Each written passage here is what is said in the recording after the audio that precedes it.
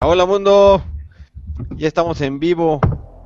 Bienvenidos al Cono. Ahí está Milo. Está hablando de este libro creo que es el único que te falta de leerlo, Milo. Tú eres como la Guerra de las Galaxias, siempre dejas el capítulo uno hasta el último. Dice, juntar los ingredientes y prepararlos para la mezcla de fumar formaba un ciclo anual. El primer año don Juan me enseñó el procedimiento. En diciembre de 1962, el segundo año, al renovarse el ciclo, don Juan se limitó a dirigirme. Yo mismo recolecté los ingredientes, los preparé y los guardé hasta el año siguiente. Este, en diciembre de 1963 empezó un nuevo ciclo. Don Juan me enseñó entonces a combinar los ingredientes secos que yo había juntado y preparado el año anterior. Echó la mezcla de fumar en una bolsita de cuero y nos pusimos a reunir una vez más los diversos ingredientes para el próximo año. Espérenme, porque mi documento no lo encuentro. Estoy leyendo del de Ernesto.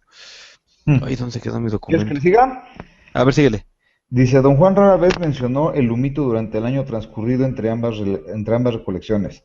Sin embargo, siempre que iba a verlo me daba a sostener su pipa y el proceso de hacer amistad con la pipa se desarrolló tal como él había prescrito. Puse la pipa en mis manos muy gradualmente, exigía concentración y cautela absoluta en esta acción, y me daba instrucciones explícitas. Cualquier torpeza con la pipa producía inevitablemente mi muerte o la suya propia, decía. Ay, no, mamá. Apenas hubimos terminado el tercer ciclo de recolección y preparación, don Juan empezó a hablar del humo como aliado por primera vez en más de un año. Lunes 23 de diciembre de 1933, o sea, estamos por cumplir 40, 50 años.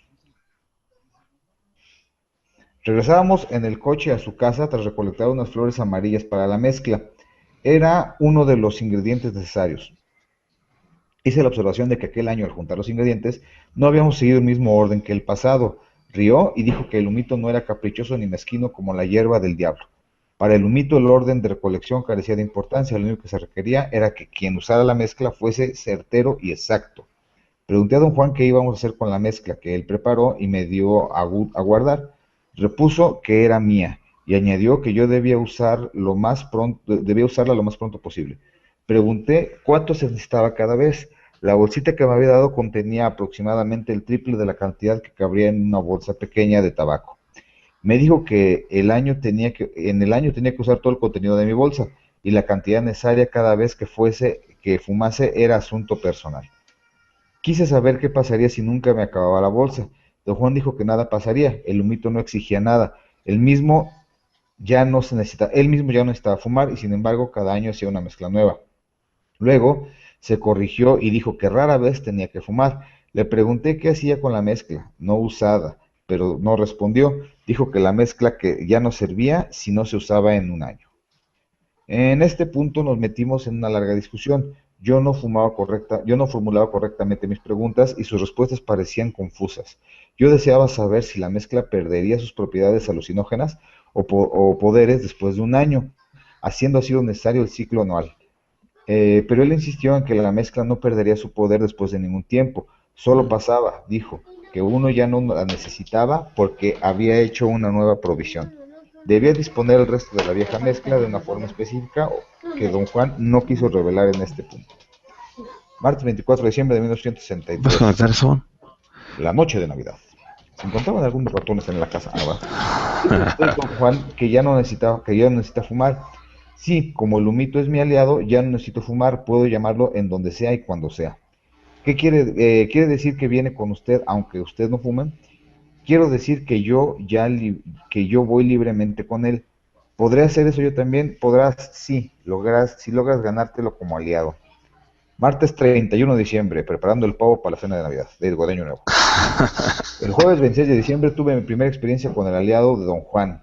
El humito, durante todo el día llevé a don Juan en el coche, el humito, durante todo el día llevé a don Juan en el coche, de un lado a otro, e hice encargos suyos. Regresamos a su casa al atardecer. Observé que no habíamos comido nada en todo el día. Eso no le preocupaba en absoluto. En cambio, empezó a decir que era imperativo entrar en confianza con el humito. Dijo que había experimentado yo mismo para ver cuán importante era como aliado. Sin darme oportunidad de responder nada, don Juan anunció que en ese preciso momento iba a encenderme su pipa. Intenté disuadirlo, argumentó que no me consideraba listo. Le dije que no sentía ay Dios mío, le dije que no sentía haber manejado la pipa el tiempo suficiente, pero él dijo que no me quedaba tiempo, mucho tiempo para aprender y que yo debía usar mi pipa muy pronto. La sacó de su funda y la acarició. Sentado en el piso junto a él, yo trataba frenéticamente de ponerme mal y desmayarme, de hacer cualquier cosa para aplazar este paso inevitable. La habitación estaba casi a oscuras. Don Juan había encendido y puesto en un rincón la lámpara de querosén. Por lo general, este material este mantenía el cuarto en una semioscuridad relajante, su luz amarillenta siempre apacible. Pero esta vez la luz parecía inusitadamente roja. Sacaba de quicio. Don Juan desató su pequeña bolsa de mezcla sin quitarla del cordón amarrado en torno a su cuello. Acercó la pipa así, la puso dentro de su camisa y virtió parte de la mezcla en el cuenco. Me hizo observar el procedimiento señalado que si la mezcla se derramaba caería dentro de su camisa. Don Juan llenó 3/4 partes del cuenco, luego ató la bolsa con una mano sosteniendo la pipa en la otra. Recogió un pequeño plato de barro, me lo entregó y me pidió ir afuera a traer brasitas de fuego. Fui atrás de la casa y saqué un montón de carbones de la estufa de adobe. Regresé apresurado al cuarto de don Juan. Sentía una angustia profunda, era como una premonición. Me senté, premonición así como el primo, que no es otra cosa. Me senté junto a don Juan y le di el plato. Lo miró y dijo calmadamente que las brasas eran demasiado grandes. Las quería más chicas, bueno, qué pinche que encajaran en el cuenco de la pipa. Volví a la estufa a traer algunas, tomó el nuevo plato de brasas y lo puso frente a sí. Estaba sentado con las piernas cruzadas y metidas bajo el cuerpo. Me miró con el rabillo del ojo y se inclinó hasta casi tocar los carbones con la barbilla. Sostuvo la pipa en la mano izquierda y con un movimiento extremadamente veloz de la derecha recogió la brasa ardiente y la puso en el cuenco de la pipa. Luego irguió la espalda y tomando la pipa con ambas manos, se dio 3 toques. Extendió los brazos hacia mí y me dijo en susurro energético que tomase la pipa en las 2 manos y fumara. ¿Qué fue lo que hizo? Se dio 3 toques. La idea de rechazar la pipa y salir corriendo cruzó por un segundo mi mente, pero don Juan exigió de nuevo, todavía susurrando, que tomara la pipa y fumase. O sea, toque de rol, carnal. Lo miré, sus ojos estaban fijos en mí, pero su mirada era amistosa, preocupada. Resultaba claro que yo había hecho la elección largo tiempo atrás. No había más alternativa que hacer lo que él decía. Tomé la pipa y casi la dejé caer, estaba caliente. Me lleva la chingada, me la llevé a la boca, con gran cuidado porque imaginé que su calor sería insoportable, pero no sentí calor alguno. Don Juan me indicó inhalar, el humo fluyó entrando en mi boca y pareció circular allí. Sentí como si tuviera la boca llena de masa. El símil se me ocurrió, aunque nunca había tenido la boca llena de masa. El humo era también como mentol, y el interior de mi boca se enfrió de repente. La sensación fue refrescante. Otra vez, oí susurrar a don Juan, o sea, llégale de nuez, carnal. Yo sentía que el humo se filtraba libremente dentro de mi cuerpo, casi sin control. No necesité más apremio de don Juan. Mecánicamente seguí inhalando, o sea, me dio otro jalón, brother. De pronto, don Juan se inclinó y me quitó la pipa de las manos. Con golpes suaves vació la ceniza en el plato de las brasas, luego se mojó los dedos con saliva y le dio vueltas dentro de su cuenco para limpiar las paredes de este. Sopló repetidas veces a través del tallo. Lo vi devolver la pipa a su funda. Sus acciones retenían mi interés. Cuando hubo limpiado y guardado la pipa, me miró y por primera vez advertí que todo mi cuerpo se hallaba insensible, mentolado. Me pesaba el rostro y me dolían las quijadas. No podía tener cerrada la boca, pero no había flujo de saliva. Mi boca ardía tan seca y sin embargo yo no tenía sed. Empecé a percibir un calor insólito encima de toda mi cabeza. Por fin frío calor, este güey estaba bien pacheco. Cada vez que exhalaba, el aliento parecía cortarme los orificios nasales y el labio superior, pero no quemaba, dolía como un trozo de hielo. Don Juan estaba sentado junto a mí, a mi derecha, y sin moverse sostenía contra el suelo la funda de la pipa, como impidiéndole elevarse. Mis manos pesaban, los brazos se me vencían, tirando de los hombros hacia abajo. Mi nariz chorreaba, o sea que estaba moquiento. Lo limpié con el dorso de la mano y se borró mi labio superior. Ah, cabrón. Enjuagué mi cara y toda la carne desapareció. Sí, estaba bien pacheco. Estaba derritiéndome, sentí que mi carne en verdad se fundía. Levantándome de un salto, traté de agarrar algo, cualquier cosa para sostenerme. Experimentaba un terror nunca antes sentido. Aferré una enorme estaca de Don Juan, que Don Juan tenía clavada en el piso en el centro de su cuarto. Permanecí allí en pie un momento, luego me volví a mirarlo. Seguía sentado inmóvil, deteniendo la pipa mirándome con fijeza. Mi aliento era dolorosamente cálido o frío, bueno, pues por fin.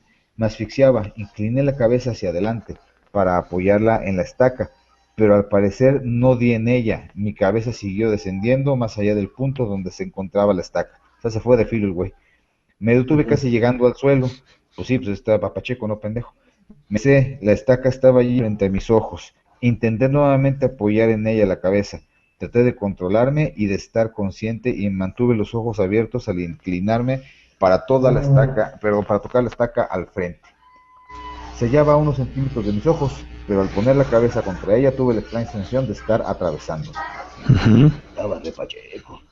Buscando desesperadamente una explicación racional, concluí que mis ojos estaban alterando la distancia y que la estaca debía hallarse a 3 metros, aunque yo la viera frente a mi cara. Entonces concebí una forma lógica y racional de corroborar la posición de la estaca. Empecé a caminar de lado en torno a ella, paso a pasito. Mi idea era que rodeando así la estaca, no me sería posible en forma alguna describir un círculo mayor de 1,5 metros de diámetro. Si la estaca se encontraba en realidad a 3 metros de mí o fuera de mi alcance, llegaría el momento en el que yo le diera la espalda. Confiaba en que en ese instante la estaca se desvanecería, porque de hecho estaría detrás de mí. Procedí entonces a rodear la estaca, pero durante toda la vuelta siguió frente a mis ojos. En un arranque de ira la agarré con las manos, pero mis manos la atravesaron. Estaba agarrando el aire. Calculé cuidadosamente la distancia. Concluí que sería menos de 1 metro, es decir, mis ojos la percibían como 1 metro. Jugué un momento con mi percepción de profundidad, moviendo la cabeza de un lado a otro, enfocando por turno cada ojo, primero sobre la estaca y luego sobre lo atrás. O sea, el güey les coqueteando la estaca, estaba así.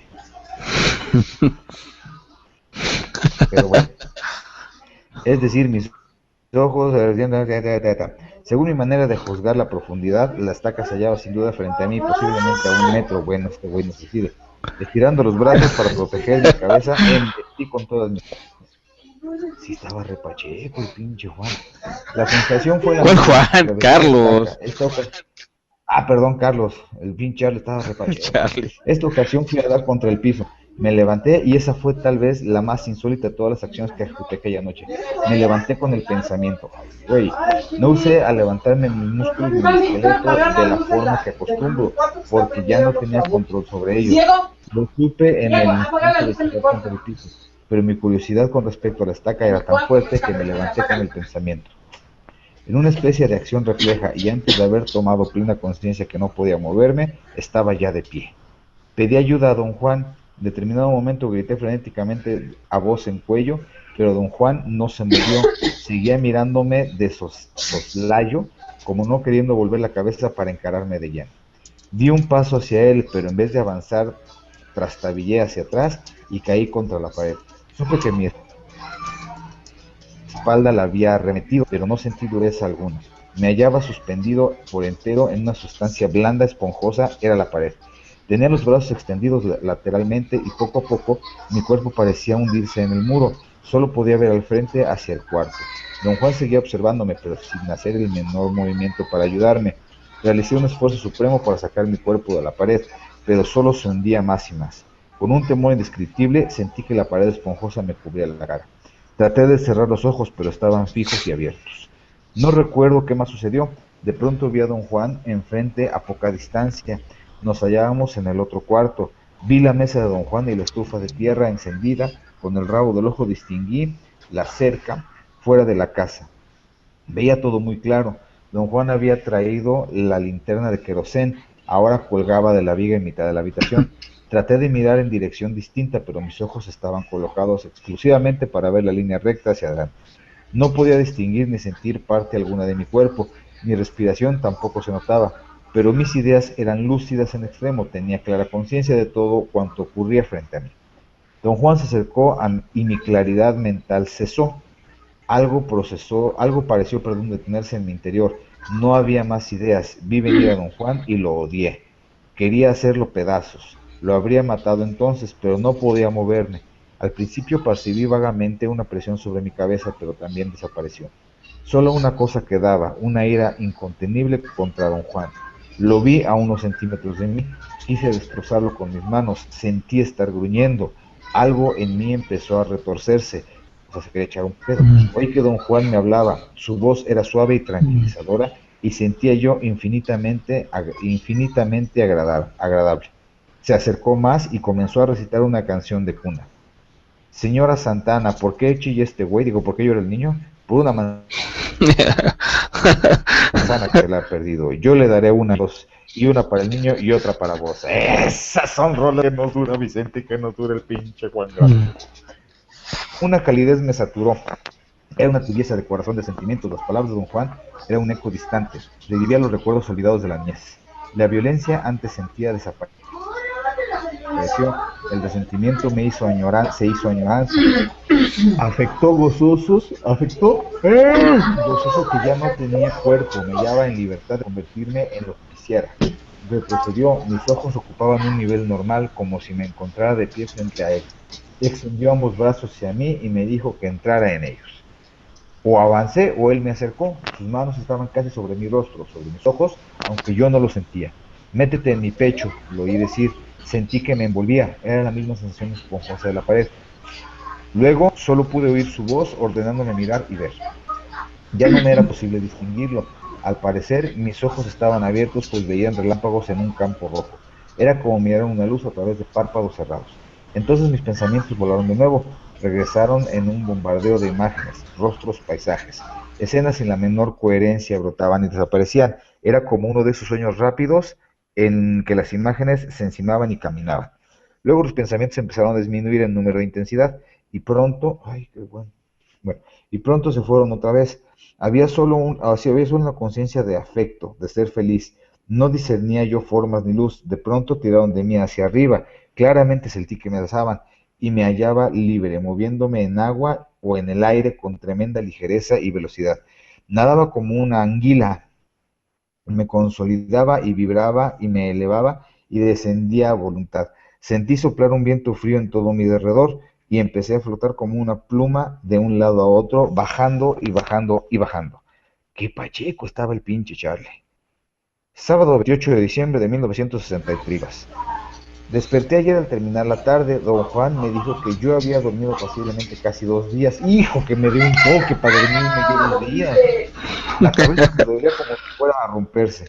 Bebí un poco de agua y vomité. Me sentí cansado, extremadamente cansado, y después de comer volví a dormirme. Hoy me hallaba perfectamente relajado de nuevo. Don Juan y yo hablamos de mi experiencia con el humito. Pensando que él deseaba como siempre el relato completo, empecé a describir mis impresiones, pero me detuvo diciendo que no era necesario. Dijo que yo en realidad no había hecho nada y me había quedado dormido inmediatamente, así que no había nada de qué hablar. Ándale pues. ¿Y cómo me sentí? No importa para nada, insistí. ¿Y cómo me sentí? No importa para nada. No, con humito no. Más tarde, cuando aprendas a viajar, hablaremos cuando aprendas a meterte en las cosas. Yo me he sabido meter a los coches. De veras se mete uno en las cosas y yo me meto a mi casa, por ejemplo. ¿No recuerdas? Te metiste en esa pared y saliste por otro lado. Pienso que en realidad me salí de mis cabales. No, no fue eso.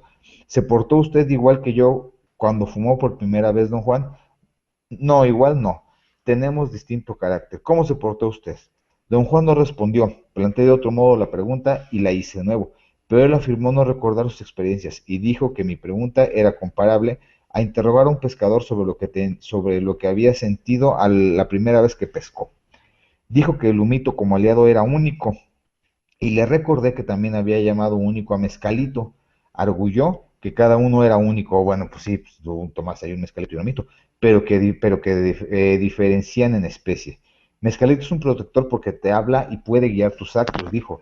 Mezcalito enseña la forma de vida, de vivir, y puedes verlo porque está fuera de ti. El humito, en cambio, es un aliado, te transforma y te da poder sin mostrarse jamás. No puedes hablarle, pero sabes que extiende porque se lleva todo tu cuerpo y te hace ligero como el viento, me imagino. Exactamente. No obstante, nunca lo ves, pero allí está dándote poder para que lleves a cabo las cosas que ni como cuando se lleva tu cuerpo. Sentí que de veras había perdido mi cuerpo, don Juan. Pues sí. ¿Quiere usted decir que yo en realidad no tenía cuerpo? ¿Tú qué piensas? Pues no sé, nada más puedo decirle lo que sentí. Eso es todo lo que hay en realidad, lo que sentiste. Pero ¿cómo me vio usted, don Juan? ¿Qué parecía yo? ¿Qué padezco? Padeces, Madanito. No importa cómo te haya visto, es como cuando agarraste la estaca, sentiste que no estaba allí y le diste vuelta para estar seguro de que sí estaba allí. Pero cuando saltaste, volviste a sentir que no estaba de veras allí. A ver, yo no entendí una cosa. ¿Por qué si supuestamente desde que se dio el toque se quedó dormido, don Juan le está diciendo todo lo de la estaca? A mí ya no entender. Pero usted me vio como soy ahora, ¿no? No, no eras como eres ahora. Cierto, lo admito, pero tenía mi cuerpo, ¿verdad? Aunque yo no pudiera sentirlo. Que no, chingado, digo, carajo. No tenías un cuerpo como el cuerpo que tienes hoy. ¿Qué pasó entonces con mi cuerpo? Creí que entendías, tu cuerpo se lo llevó el humito, pero ¿a dónde fue a dar? ¿Cómo demonios quieres que sepa eso? Es inútil persistir en tratar de obtener una explicación racional. Le dije que no quería discutir ni hacer preguntas estúpidas, pero si aceptaba la idea de que era posible perder mi cuerpo, perdería toda mi racionalidad. Dijo que yo exageraba como de costumbre y que no perdí ni iba a perder más a causa del humito. Martes 28 de enero de 1964, casi un mes después de que me di el toque. Pregunté a don Juan qué pensaba de la idea de dar el humito a todo el que deseaba la experiencia, y este güey se quería volver narcotraficante. Repuso con indignación que dar el humito a cualquiera sería igual que matarla, hasta era decente, porque no tendría a nadie que lo guiara. Pedí a don Juan explicar sus palabras, repuso que yo estaba allí vivo y hablando con él porque él me había hecho regresar, había recobrado mi cuerpo y sin él jamás habría despertado. ¿Cómo recobró usted mi cuerpo, don Juan? Eso lo aprenderás más tarde, pero tendrás que aprenderlo por tu propia cuenta. Por ese motivo, quiero que aprendas lo más posible mientras yo ande todavía por aquí. Has perdido ya bastante tiempo haciendo preguntas estúpidas sobre cosas absurdas. Pero quizá no sea tu suerte aprender todo lo del humito. Bueno, ¿qué hago entonces? Deja que el humito te enseñe cuanto puedas aprender. También el humito enseña a Huehui, claro que enseña. Enseña como mezcalito. No, no es un maestro como mezcalito. No enseña las mismas cosas. Pero entonces, ¿qué enseña el humito? Te enseña a manejar su poder y para aprender eso debes tomarlo todas las veces que puedas. Su aliado da mucho miedo, don Juan. Lo que sentí no se parecía en nada a lo que yo hubiera experimentado jamás. Creía haber perdido la razón. Por algún motivo, esta fue la imagen más aguda que acudió a mi mente. Veía yo lo que total desde la peculiar perspectiva de haber tenido otras experiencias alucinógenas con las cuales trazar una comparación y lo único que se me ocurría una y otra vez era que con el humito uno pierde la razón.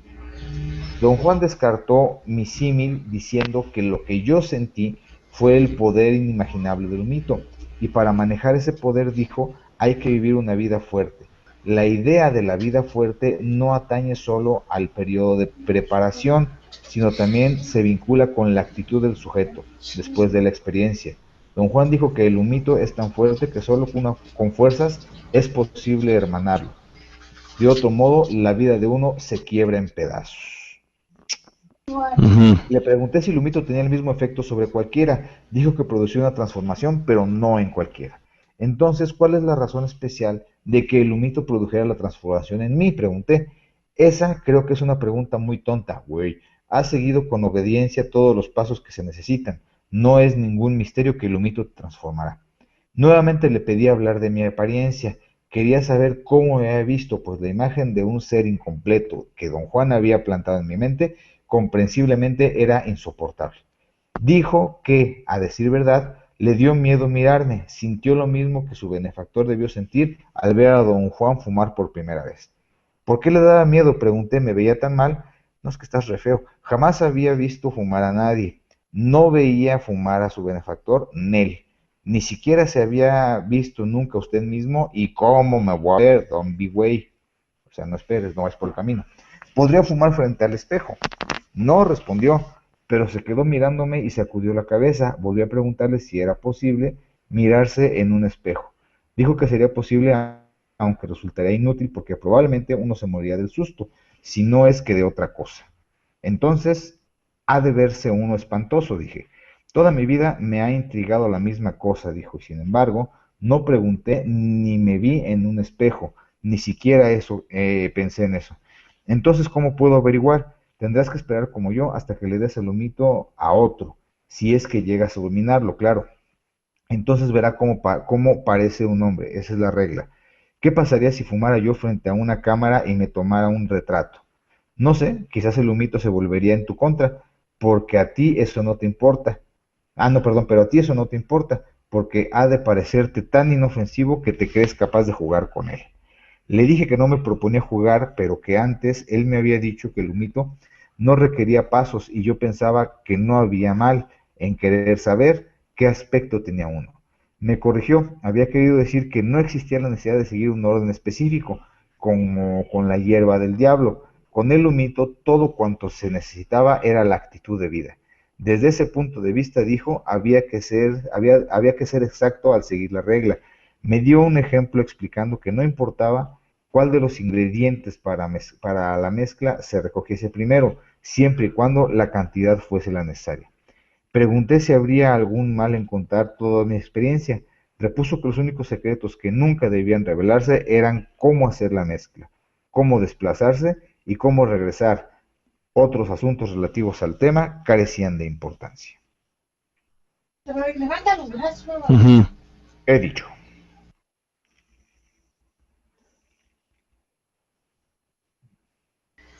¿Cómo ve? No lo Sí, veo. aquí estoy. Ah, Ahí estoy, espérame. Ahorita aparezco. Pues sí me oyes, ¿no? sí, sí, te oigo. De que Ok. te oigo, pero te veo así como muy moreno. ¿Ya me ves o no? No, de verte no te veo, pero te oigo a toda madre. Pues quién sabe, la cámara, quién sabe qué le pasó ahorita.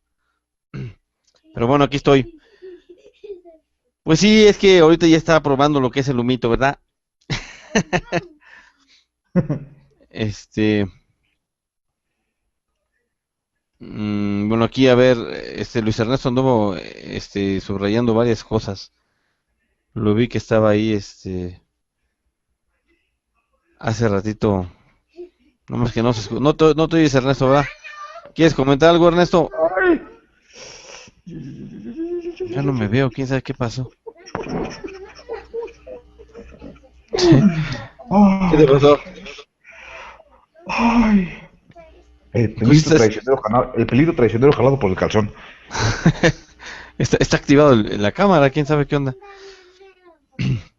Pues yo creo que es lo mismo que le ha dicho las otras veces, ¿no? O sea que en este caso la experiencia con el humito pues es diferente porque pues el preparado y todo ese tipo de cosas es mucho más minucioso. Bueno, también es minucioso con la hierba del diablo y con todo, pero en ese caso, por ejemplo, dice que las hierbas, o había mencionado antes que las hierbas que necesita para preparar el humito, las tiene que guardar en su bolsa de cuero y dejarlas que se sequen por sí mismas durante mucho tiempo, que eran varios ingredientes, pero uno de esos eran unos honguitos y no sé qué. Este, No, pero, no pero incluía creo que pitufos. sí, la esencia radica en que a final de cuentas le hace percibir experiencias diferentes a las físicas, ¿no? O sea que como que estamos muy acostumbrados a estar conectados con el cuerpo y que el hecho de utilizar el humito pues lo ayuda pues a inclusive dejarlo de sentir. Este, Pero estás y de acuerdo, básicamente pero estás de ajá. acuerdo que digo, independientemente de todo esto, lo que en este caso hizo don Juan con Carlos Castaneda fue utilizar una técnica a lo mejor un tanto cuanto arriesgada al meterlo en la onda de consumo de estupefacientes, por no decirles de otra forma. Cuando la realidad es que todos nosotros hacemos ese mismo procedimiento, desconectar nuestro cuerpo de forma inconsciente. Digo, yo no sé si a ti te pase, pero a mí me pasa muy seguido, que de pronto estando en la chamba te concentras tanto en lo que estás haciendo, que se te olvida, por ejemplo, que 5 minutos antes tenías ganas de ir al baño, o que tenías ya hambre y te querías sentar a comer. De pronto llega un momento en el que te concentras tanto en algo que se te olvidan las sensaciones corporales. Digo, no sé si a ti te ha pasado o nomás a mí, que ya me doy cuenta cuando ya estoy mojado. Sí, pues sí, o sea, sí, sí, pero yo creo que en este caso es más abierto en cuanto al aspecto mental, ¿no? Porque la mente siento que solamente se desprende de, inclusive del tiempo, pues ya ves que dice, te quedaste dormido 2 días, o sea, 2 días está cañón, o sea, está cañón porque pues imagínate, quedarte dormido 2 días, está grosísimo, o sea, imagínate la Ay, distorsión del güey, no, tiempo. no, no, no, no está tan grueso. Yo he llegado a dormir 23 horas, o sea, nomás que Bueno, no me bueno, dan chance, pues, sí.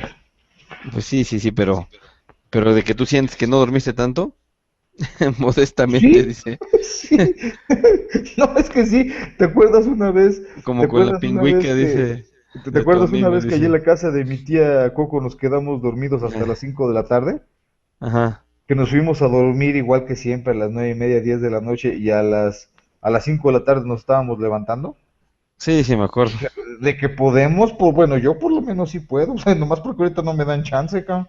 Pero por ejemplo, hace unos meses que se fue mi hijo con su tía allá a León de vacaciones, Mm, yo me mm. quedé allí en su cuarto y no manches, o sea, me volví a dormir hasta la 1 de la tarde a gustamente como lo hacía hace muchos años.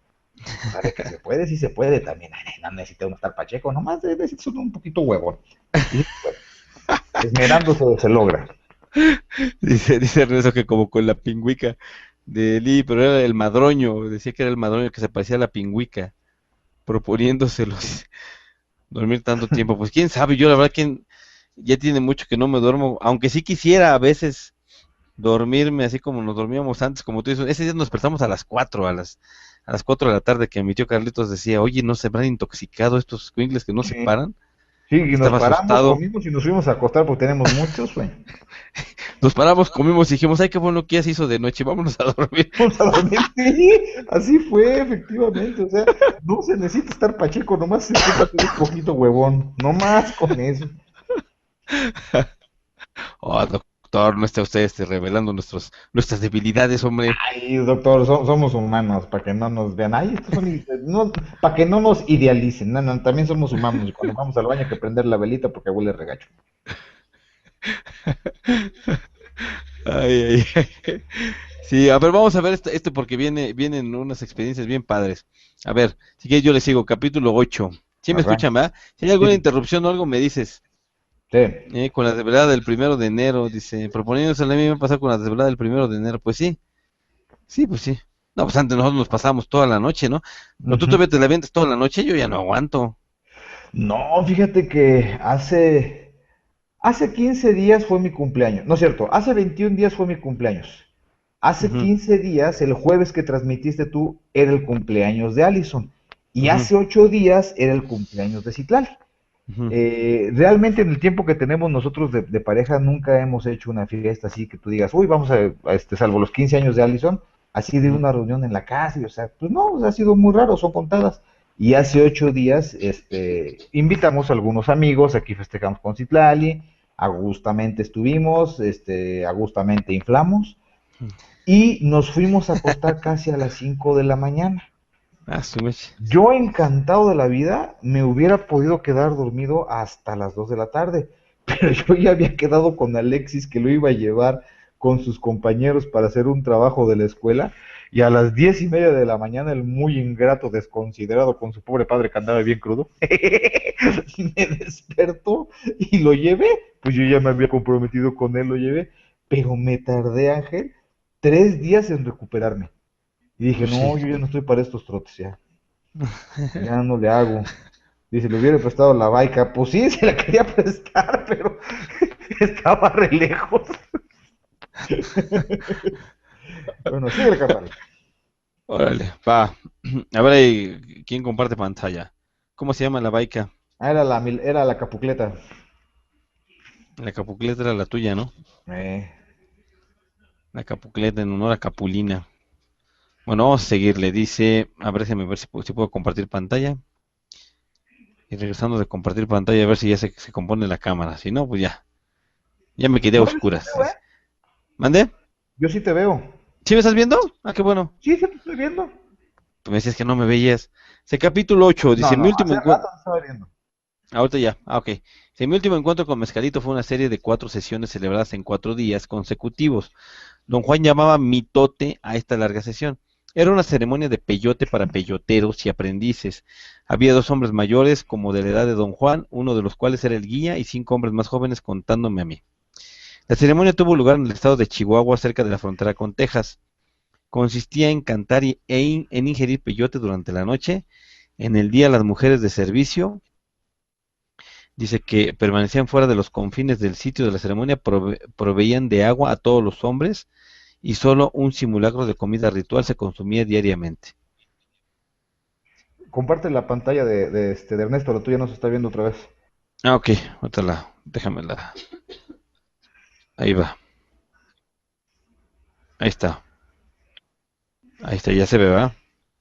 Ok, seguimos. Entonces dice, sábado 12 de septiembre de 1964. Durante la primera noche de la ceremonia, el jueves 3 de septiembre, tomé 8 botones de peyote. No tuvieron efecto sobre mí, o si lo hubo fue muy ligero. No, pues ya estaba bien curtido, imagínate. Mantuve Oh, cerrados sí. los ojos la mayor parte de la noche. Me sentía mucho mejor así. No me dormí ni estaba cansado. Al final de la sesión, el canto se hizo extraordinario. Por un breve momento me sentí exaltado y quise llorar, pero al concluir la canción se desvaneció el sentimiento. Todos nos levantamos y salimos, las mujeres nos dieron agua, unos la bebieron, otros hicieron gárgaras, los hombres no hablaban en absoluto, pero las mujeres charlaban y soltaban risitas de la mañana a la noche. La comida ritual se sirvió al mediodía, era maíz cocido. Al ponerse el sol el viernes 4 de septiembre empezó la segunda sesión. El guía cantó su canción de peyote y el ciclo de canciones e ingestión de botones de peyote se inició nuevamente. Terminó en la mañana con todos los hombres cantando al unísono cada quien su propia canción. Déjenme le sigo. Ahí está. Dice, al salir no vi tantas mujeres como el día anterior. Alguien me dio agua, pero yo ya no me ocupaba de mi alrededor. Otra vez había ingerido 8 botones, pero el efecto fue distinto. Debido, debió de ser hacia el final de la sesión cuando el canto se aceleró grandemente, con todos cantando a la vez. Percibí que algo o alguien fuera de la casa quería entrar. No podía yo saber si el canto era para impedirle entrar o para atraerlo al interior. Yo era el único que no tenía, eh, yo era el único que no tenía canción. Los demás parecían mirarme inquisitivamente, sobre todo los jóvenes. Terminé por sentirme incómodo y cerrar los ojos. Entonces advertí que con los ojos cerrados me era imposible percibir mucho mejor lo que pasaba. Esta idea concentró por entero mi atención. Cerraba los ojos y veía a los hombres frente a mí. Ahora los ojos y la imagen no se alteraba. Las cosas en torno eran exactamente las mismas para mí, estuvieran mis ojos cerrados o abiertos. De pronto todo se desvaneció o se desmoronó, y en lugar surgió la figura casi humana de Mezcalito que yo había visto 2 años antes. Se hallaba sentado a alguna distancia de perfil hacia mí, lo observé fijamente, pero él no me miró. Ni una sola vez volvió la cara. Dice, volvió la cara así. Creí estar haciendo algo mal, algo que lo mantenía a distancia. Me levanté y caminé hacia él para preguntarle al respecto, pero el acto de moverme dispersó la imagen. Empezó a palidecer y las figuras de los hombres con quienes yo estaba se superpusieron a ella. Volví a oír el canto fuerte frenético. Salí a los matorrales cercanos y anduve un rato. Todo resaltaba con mucha claridad. Noté que veía en la oscuridad, pero esta vez importaba muy poco. El punto importante era, ¿por qué me rehuía Mezcalito? Regresé a unirme al grupo y a punto de entrar a la casa oí un pesado retumbar y sentí un temblor. La tierra se sacudía. Era el mismo ruido que 2 años atrás yo había oído en el Valle del Peyote. Corrí de nuevo al matorral, sabía que Mezcalito estaba allí y que iba a encontrarlo, pero no estaba. Esperé hasta la mañana y me uní a los otros poco antes de terminar la sesión. El procedimiento habitual se repitió al tercer día. Yo no me hallaba cansado, pero dormí durante la tarde. La En el noche del Valle sábado del 5. Peyote se consumen muchos frijoles. Síguele, síguele. Sí. Dice, la tarde del sábado 5 de septiembre, el viejo entonó su canción de peyote para iniciar el ciclo una vez más. Durante esta sesión masqué un solo botón y no escuché ninguna de las canciones ni presté atención a nada de lo que ocurría. Desde el primer momento todo mi ser se concentró exclusivamente en un punto. Sabía que faltaba algo terriblemente importante para mi bienestar. Mientras los hombres cantaban, pedía a Mezcalito en alta voz enseñarme una canción. Mi súplica se confundió con el estentóreo canto de los hombres. De inmediato percibí una canción en mis oídos. Me volví y sentado de espaldas al grupo escuché. Oí las palabras y la tonada una y otra vez y las repetí hasta aprenderme toda la canción. Era una canción larga en español, entonces la canté al grupo varias veces. Y poco después llegó a mis oídos una nueva canción. Al amanecer había yo cantado ambas canciones incontables veces. Me sentía renovado, fortificado. Después de que nos dieron agua, don Juan me entregó una bolsa y todos salimos a los cerros. Fue un recorrido largo y esforzado hasta una meseta baja. Allí vi varias plantas de peyote, pero por alguna razón no quería mirarlas. Cuando hubimos cruzado la meseta, el grupo se disgregó. Don Juan y yo caminamos de retorno juntando botones de peyote, igual como habíamos hecho la primera vez que lo ayudé. Regresamos al atardecer del domingo 6 de septiembre. En la noche el guía abrió de nuevo el ciclo. Nadie había dicho una palabra, pero yo sabía perfectamente que se trataba de la única reunión. Esta vez el viejo cantó una canción nueva. Un saco con botones frescos de peyote se pasó de mano en mano. Era la primera vez que yo probaba un botón fresco. Era pulposo, pero difícil de masticar. Semejaba una fruta dura verde y era más acre y más amargo que los botones secos. En lo personal, el peyote fresco me pareció infinitamente más vivo. Más que 14 botones, los conté con cuidado. No terminé el último, pues oí el conocido retumbar que marcaba la presencia de Mezcalito. Todo el mundo cantaba con frenesí y supe que don Juan y todos los demás habían oído realmente el ruido. No quise pensar que su reacción fue la respuesta a una señal dada por alguno de ellos solo para engañarme. En ese momento sentí que me envolvía tina, gran oleada de sabiduría. Una conjetura con la que llevaba 3 años jugando se convirtió en certeza. Había necesitado 3 años advertir, o más bien descubrir, que cualquier cosa que esté contenida en el cacto Lofof, dice El nombre científico. Lopopora sí, yo creo que se pronuncia Williamsi, ¿no? No Ujú. tenía ninguna necesidad de mí para existir como entidad, existía por sí misma allá afuera, libre. Lo supe entonces.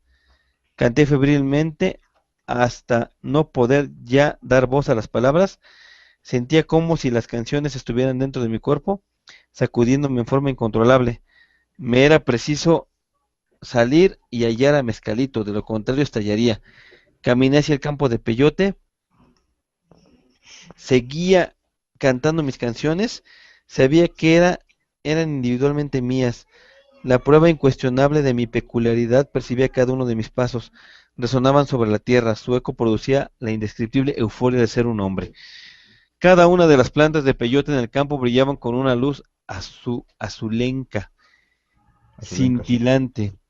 Una planta tenía una luz muy viva. Me senté frente a ella y le canté mis canciones. Mientras las cantaba, Mezcalito salió de la planta. La misma figura semihumana que yo había visto antes me miraba. Con gran audacia para una persona de mi temperamento, le canté. Hubo un sonido de flautas o de viento, una vibración musical conocida. Mezcalito parecía haber dicho como 2 años antes, ¿qué quieres? Hablé en voz muy alta. Sabía, dije que algo estaba fuera de lugar en mi vida y en mis acciones, pero no podía descubrir qué era. Le rogué decirme qué andaba mal en mí y también decirme su nombre para poderlo llamar cuando lo necesitara. Me miró, alargó la boca como una trompeta hasta alcanzar mi oído y entonces me dijo su nombre. De pronto vi a mi padre en pie a mitad del campo de peyote, pero el campo había desaparecido y la escena era mi vieja casa, la casa de mi niñez. Mi padre y yo estábamos en pie junto a una higuera. Abracé a mi padre y a prisa empecé a decirle cosas que nunca antes había podido decir. Cada una de mis ideas era concisa e iba al grano. Era en realidad como si no hubiese tiempo y yo tuviera que decir todo de golpe. Dije cosas estremecedoras sobre mis sentimientos hacia él, cosas que jamás habría podido pronunciar en circunstancias ordinarias. Mi padre no habló, solamente me escuchó y luego fue jalado o chupado a otra parte. Me hallaba solo de nuevo. Lloré de remordimiento y de tristeza. Crucé el campo de peyote clamando el nombre que Mezcalito me había enseñado. Algo surgió de una luz extraña, como estrella en una planta de peyote. Era un objeto largo y brillante, una barra de luz del tamaño de un hombre. Por un momento iluminó todo el campo con un intenso resplandor amarillento o ámbar, luego encendió el cielo, creando una vista portentosa, maravillosa. Pensé que de seguir mirando me quedaría ciego. Cubrí los ojos y oculté la cabeza entre los brazos. Tuve la clara noción de que Mezcalito me indicaba comer un botón más de peyote. Pensé, no puedo porque no tengo cuchillo para cortarlo. Come uno de la tierra, me dijo en la misma extraña forma. Me acosté boca abajo y masqué la parte superior de una planta, me encendió lleno de tibieza e inmediatez cada rincón de mi cuerpo, todo estaba vivo, todo tenía detalle exquisito e intrincado y sin embargo todo era simple. Yo estaba en todas partes, podía ver al mismo tiempo hacia arriba y hacia abajo y alrededor. Perdón, este sentimiento particular duró lo bastante para que yo lo advirtiera. Luego se tornó en un terror opresivo, terror que no me invadió súbitamente, sino de alguna manera efusivamente al principio, sino de alguna manera, perdón, efusivamente. Al principio mi maravilloso mundo de silencio fue sacudido por ruidos agudos, pero no me preocupé. Luego los ruidos se hicieron más fuertes, ininterrumpidos, como si estuviesen cerrándose sobre mí, y gradualmente perdí el sentimiento de flotar en un mundo indiferenciado, indiferente y hermoso. Los ruidos se volvieron pasos gigantescos, algo enorme respiraba y se movía a mi alrededor. Creí que estaba cazándome. Corrí a esconderme detrás de un peñasco y desde allí traté de precisar qué me seguía. En determinado momento repté fuera de mi escondite para mirar y mi perseguidor fuera el que fuera me localizó. Era como un sargazo. Se arrojó encima de mí. Pensé que su peso me quebrantaría, pero en vez de ello me encontré dentro de un tubo o una cavidad. Vi claramente que el sargazo no había cubierto toda la superficie en torno mío. Quedaba un poco Sargazo de así como terreno cuando ves libre. un tigre. ¿Eh? No, ¿verdad? Ese es un Sargazo así como zarpazo, cuando ese un es un tigre le hace. zarpazo. Es un Ah, perdón. zarpazo. Ah, perdón, perdón. Quedaba un poco de terreno libre debajo del peñasco. Empecé a reptar por allí. Vi enormes gotas líquidas caer del sargazo. Supe que estaba secretando ácido digestivo para disolverme. Una gota cayó sobre mi brazo, traté de limpiar el ácido con tierra y le apliqué saliva mientras continuaba escarbando. En cierto momento era yo casi vaporoso. Me empujaba hacia arriba en dirección de una luz. Yo Pensé que también el fui vaporoso. sargazo me había disuelto. Advertí vagamente una luz que se abrillantaba, empujaba desde abajo desde la tierra, hasta que por fin brotó en algo que reconocí como el sol saliendo detrás de las montañas. Lentamente empecé a recobrar mis procesos sensoriales habituales, yacía boca abajo con la barbilla sobre el brazo doblado. La planta de peyote frente a mí empezó a iluminarse de nuevo, y antes de que yo pudiese mover los ojos, la luz larga surgió otra vez. Se cirnió sobre mí, me senté, la luz tocó todo mi cuerpo con fuerza serena y luego rodó hasta perderse de vista. Corriendo durante todo el camino, llegué al sitio donde se hallaban los demás. Todos regresamos al pueblo. Don Juan y yo nos quedamos otro día con don Roberto, el guía peyotero. Yo dormí el tiempo que estuvimos ahí. Allí, cuando íbamos a marcharnos, los jóvenes que tomaron parte en el mitote se me acercaron, me abrazaron uno por uno y rieron tímidamente. Cada uno se presentó. Pasé horas hablando con ellos acerca de todo menos de las sesiones de peyote. Don Juan dijo que era hora de irse, los jóvenes volvieron a abrazarme. Vuelve, dijo uno de ellos. Ya te estamos esperando, añadió otro. Manejé despacio tratando de ver a los hombres mayores, pero ninguno estaba allí. A ver, yo aquí Qué quiero hacer un bonitas. comentario antes de que le sigas. Sí, dime, dime, dime. No, digo, a mí se me hacen bien padres esas experiencias, o sea, porque haz de cuenta que las narra muy gráficas. Ujú. O sea, yo me imagino mucho la manera, por ejemplo, imagínate de ver brillar, o sea, o sea, de ver incandescente, de ver esos brillos, de ver esas transparencias. Y el otro día lo comentaba con lo estaba comentando con Marta, ¿no? Porque uno de los ejercicios que tiene este señor, ya habíamos comentado de Meir Schneider, ¿no? Aquel señor que nació ciego, que pone el disco de yoga para los ojos, ¿no? Ajá. Este señor Meir Schneider, uno de los ejercicios que pone es precisamente con la luz, ¿no? O sea, con la luz haz de cuenta que tienes que poner, se llama zoning, es un ejercicio con el sol, sería un poquito largo de explicarlo, Ujú. pero a final de cuentas, después de hacer eso, tienes que ver con detalle, creo que una flor. Y me estaba comentando Marta, decía que ella vez, se le quedó muy grabado aquella vez que hizo ese ejercicio, tienes que ver mucho a detalle la cosa que estás observando. Él dice que lo hagas con una flor. Y ella me dijo, yo te juro que pude ver cómo la savia, o sea, la savia estaba corriendo por toda la flor, ¿no? O sea, cómo corría todo por dentro, haz de cuenta, tenía torrentes de líquidos, o sea, y eso lo pudo hacer obviamente nada más con un ejercicio, pues, por así decirlo, de meditación y simplemente de observación, ¿no? Pero ya de ver luz en las cosas, o sea, eso a mí se me hace así como padrísimo, o sea, nada más el hecho de imaginarme la pura experiencia, para mí se me hace padre. A ¿Tú qué ver, querías yo comentar? aquí, ahorita que estabas leyendo me llamó la atención algo porque me sonó a una frase muy conocida y una actitud muy socorrida. Yo creo que no nada más por don Carlos, también por mí, por muchas personas. Y te lo voy a Ujú. volver a leer. Dice, sabía, dije, que algo estaba fuera de lugar en mi vida y en mis acciones, pero no podía descubrir qué era. Le rogué decirme que andaba mal en mí. O sea, no mames, andas metiéndole al peyote y te preguntas qué anda mal en ti, cabrón. Y esto te Bueno, digo que me llama mucho la atención, digo, esto, o sea, al margen, ¿no? Pero me llama mucho la atención porque, pues, ¿cuántas veces nosotros no nos hemos preguntado, pues, qué chingados me estoy equivocando? ¿Qué estoy haciendo mal?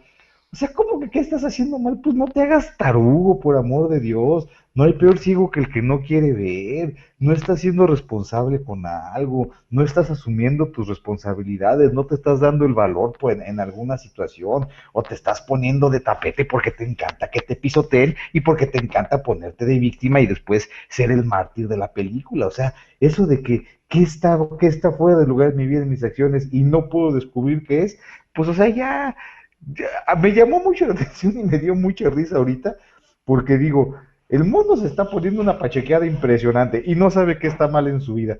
Pero después me puse a pensar, pues no manches, también cuántos de nosotros no estamos haciendo muchas tarugadas en nuestra vida y todavía nos preguntamos, pues ¿por qué estoy mal? Dime en qué estoy equivocado. Pues yo creo que no se trata de hacerse tarugos, ¿no? Perfectamente sabemos bien, cada uno de nosotros cuando nos hacemos esa pregunta, perfectamente sabemos en qué le estamos casneando y por qué nos estamos yendo fuera del hoyo, creo ujú. yo.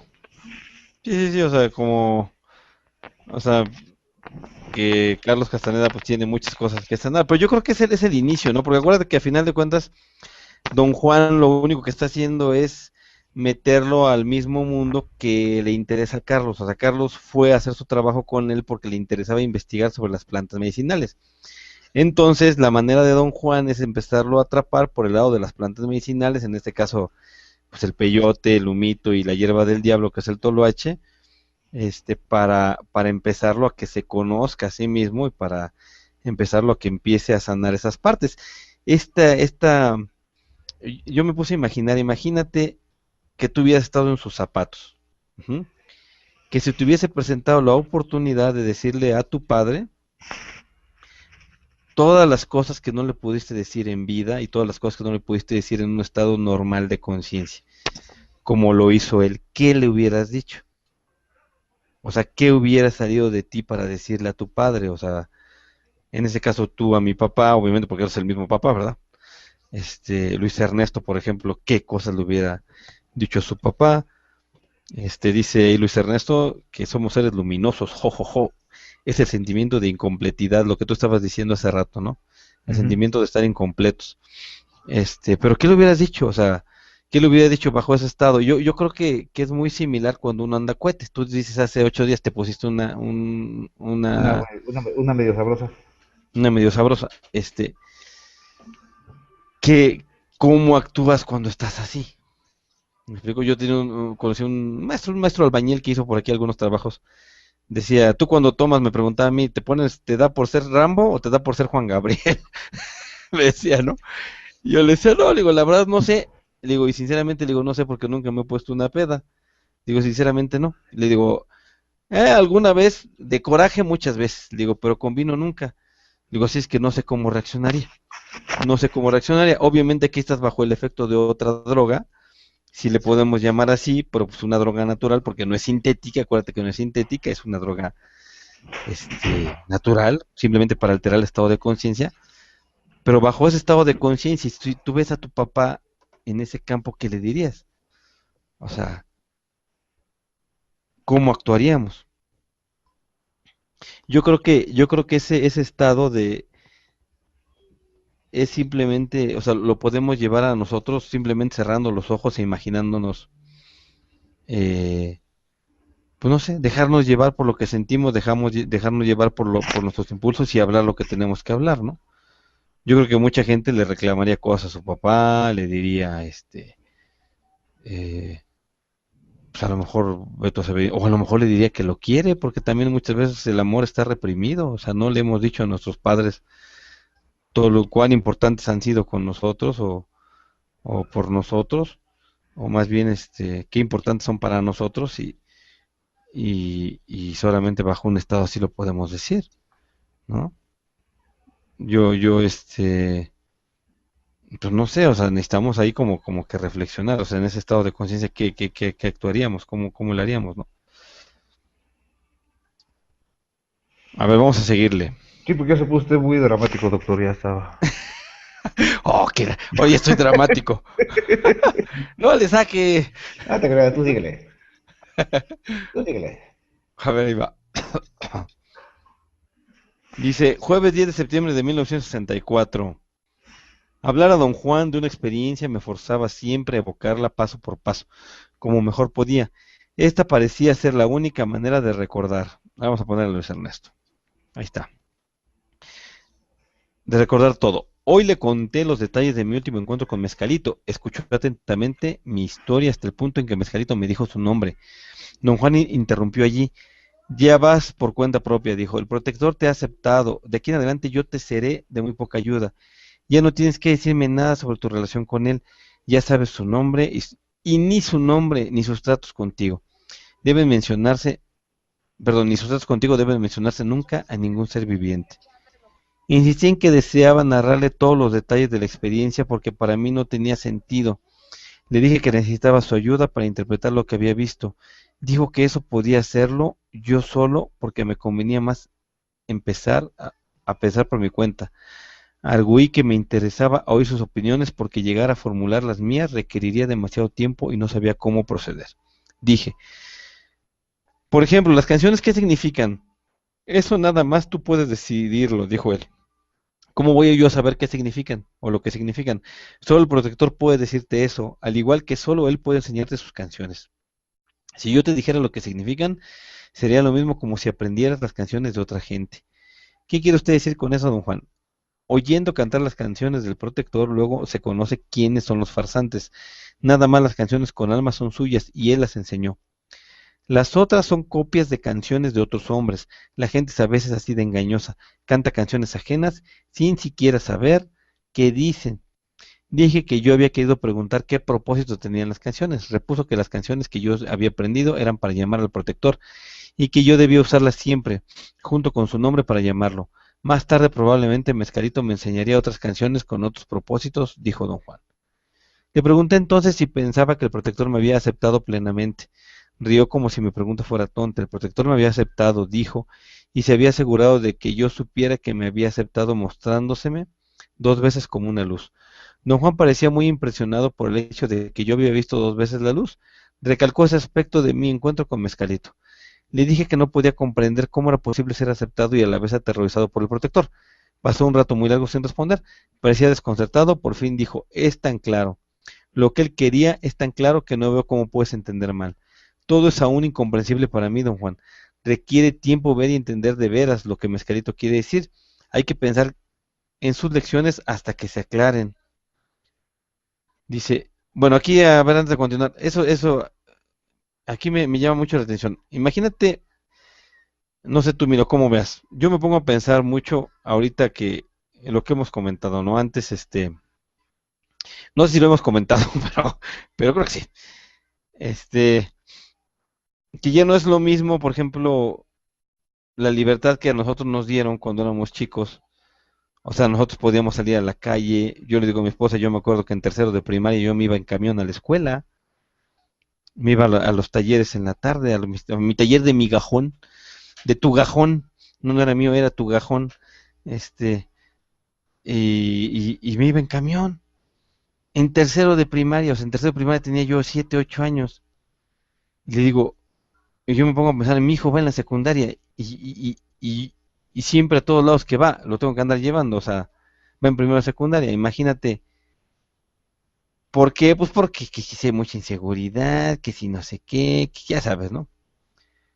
Pero qué bonito sería que nosotros mismos nos empezáramos a dar cuenta, así como don Juan se dio cuenta de las señales, a través de los comentarios que Carlos Castaneda le dio por la experiencia con Mezcalito, que él ya estaba así como que preparado para tener su propia experiencia con Mezcalito y que ya no necesitaba tanto del cuidado de don Juan. Qué bonito sería como papá entender las señales que tu hijo te comente para que tú vayas viendo su grado de madurez o el poder que ha ido acumulando para irlo soltando y lo soltando y lo soltando y que él haga su vida libre, ¿no? O sea, yo a los 14 años me fui solo o sea, viajé solo de Guadalajara a Toluca y me metí por primera vez al metro cuando nunca me había metido, acababa de pasar los terremotos del 85 y todo eso, o sea, y me vine de allá porque mi tía Coco me dijo, y te vas a ir así.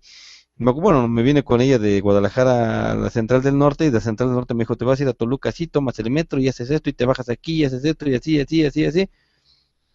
A los 14 años, o sea, yo me pregunto si yo sería capaz, por ejemplo, de dejar que mi hijo se fuera ahorita a algún lugar solo. ¿Sí me explico? En camión, órale, vete, que te vaya bien. ¿Por qué? Porque a lo mejor no hemos aprendido a observar las señales que te pueden decir, sabes que ya acumuló suficiente poder para que se vaya.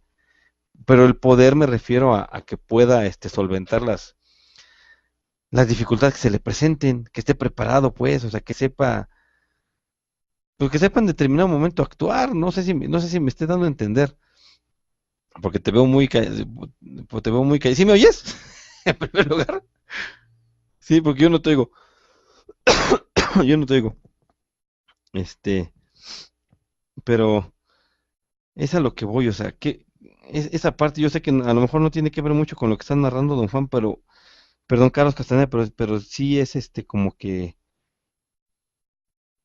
algo bien importante, porque tenemos que aprender a ver esas señales para dejar a la gente libre y dejarlos hacer su vida. No podemos estar con las personas ahí todos los días. Ya te oigo, Milo.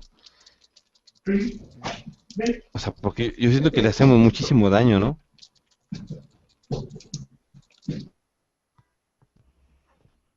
No, no te oigo. No te escucho. No sé si Ernesto te escucha. ¿Lo escuchas tú, Ahora Ernesto? soy yo el que no escucha. A ver, ya, Milo. A ver, habla, Milo. Emilio Hernández ha salido. Bueno, ahorita vuelve a entrar. De pequeños enseñamos a no hablar con extraños. Pues sí, exactamente, enseñamos a no hablar con extraños, pero el detalle está que ahorita es bien difícil, por ejemplo, eh, dice Ernesto, de pequeños enseñamos a no hablar con extraños y de grandes ocupamos cursos de relaciones con los demás. Pues sí, cursos de relaciones porque no nos enseñaron a relacionarnos, ¿no? Pues a muchas cosas. Por ese lado es lo que yo quería comentar en ese pedacito. Eh, Ahora sí me... sí, ya te oigo. A ver, ahorita ya no, pero a ver, habla, Milo. Ahí como que tu micrófono a lo mejor está un poquito desconectado porque al principio sí te oí y ahorita ya no te oigo. Bueno, a ver, le voy a seguir leyendo, a ver, mientras Milo arregla su sonido. Dice, jueves 10 de septiembre de 1964. Dice, hablar a don Juan... Ah, esto ya lo leí, ¿no? ¿En qué me quedé? No, pero no me quedé ahí. Ya. Viernes 11 de septiembre de 1964. Insistí nuevamente en que don Juan interpretara mis experiencias, mis visionarias. Dio largas un rato, luego habló como si yo hubiéramos estado conversando sobre Mescalito. A ver, me estoy oyendo. Creo que ya te oigo, Milo. A ver, habla. No, oigo mi propio eco.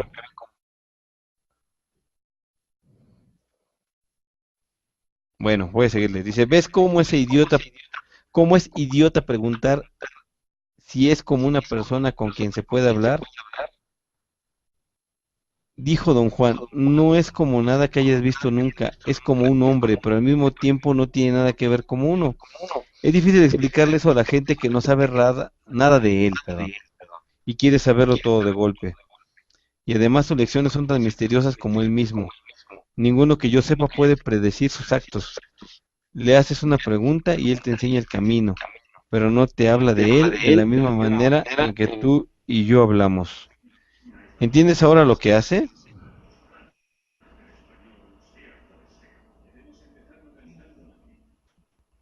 A ver, Milo, bájale tantito tu volumen. No, a ver. Ya te oigo, ya te oigo. ¿Ya me oyes? Ah, bueno. Sí, ya muy bien. A ver, Ok. dice, no creo tener problemas para entender eso. Lo que no puedo figurarme es qué me quiso decir. Le preguntaste qué anda mal en ti y él te dio el panorama completo. No puede haber error. No puedes salir con que no entiendes. No fue plática y sin embargo lo fue. Luego le hiciste otra pregunta y te contestó exactamente del mismo modo. En cuanto a lo que quiso decir, no estoy seguro de entenderlo, porque tú decidiste no decirme cuál fue tu pregunta. Dice aquí, repetí con mucho cuidado las preguntas que recordaba haber hecho en el mismo orden. ¿Estoy haciendo lo correcto? ¿Estoy en el buen camino? Estoy en el buen camino. No manches. ¿Qué debería hacer con mi vida? Don Juan dijo que las preguntas que yo había hecho eran solo palabras. Resultaba preferible no pronunciarlas, sino hacerlas desde adentro. Dijo que el protector quiso darme una lección y para probar que quería darme una lección y no asustarme ni ahuyentarme 2 veces se mostró como una luz. Aún no podía yo comprender, dije, por qué Mezcalito me aterrorizó si me había aceptado. Recordé a don Juan que de acuerdo a sus postulados ser aceptado por Mezcalito implicaba que la forma del protector era constante y no pasaba de la beatitud a la pesadilla. Don Juan volvió a reírse de mí y dijo que si pensaba en la pregunta que había tenido en mi corazón al hablar con Mezcalito, yo mismo entendería la lección. Pensar en la pregunta que había tenido en mi corazón era un problema difícil. Dije a don Juan haber tenido muchas cosas en mente. Cuando pregunté si estaba en el buen camino, quise decir, tengo un pie en un mundo y otro en otro. ¿Qué mundo es el bueno? ¿Qué curso debe seguir mi vida? Don Juan escuchó mis explicaciones y concluyó que yo no tenía una visión clara del mundo y que el protector me había dado una lección hermosamente clara. ¿Piensas que hay dos mundos para ti? Dijo, dos caminos, pero nada más hay uno. El protector te enseñó esto con claridad increíble. El único mundo a tu disposición es el mundo de los hombres, y de ese mundo no te puedes salir. Eres un hombre. El protector te enseñó el mundo de la felicidad, donde no hay diferencias porque no hay nadie que pregunte por las diferencias. Pero ese no es el mundo de los hombres. El protector te sacó de él y te enseñó cómo piensa y lucha un hombre. Ese es el mundo del hombre. Y ser hombre es estar condenado a ese mundo. Eres vanidoso, crees que vives en dos mundos, pero eso es pura vanidad. Hay un solo mundo para nosotros, somos hombres y debemos estar conformes con el mundo de los hombres. Creo que esa fue la lección. Órale. O sea, somos hombres y no payasos. Dice, Eso, doctor. ¿no? Sí, sí, sí. A ver, ¿algún comentario, Miro? No, nada más, de lo que estabas comentando hace ratito, ya no, no alcancé a comentar de lo de que nos íbamos nosotros de chiquitos a la escuela Ujú. y que, pues, de alguna forma fuimos muy independientes. La realidad es que a nosotros nos tocó vivir una etapa bastante especial, porque a lo mejor esa falta de mamá fue la que evitó la sobreprotección natural de que viven los niños, porque no sé si sea el caso, pero por ejemplo aquí puedo decirte que Alexis me había dicho ya desde hace rato que él para sexto semestre ya se quería ir en la bicicleta a la escuela.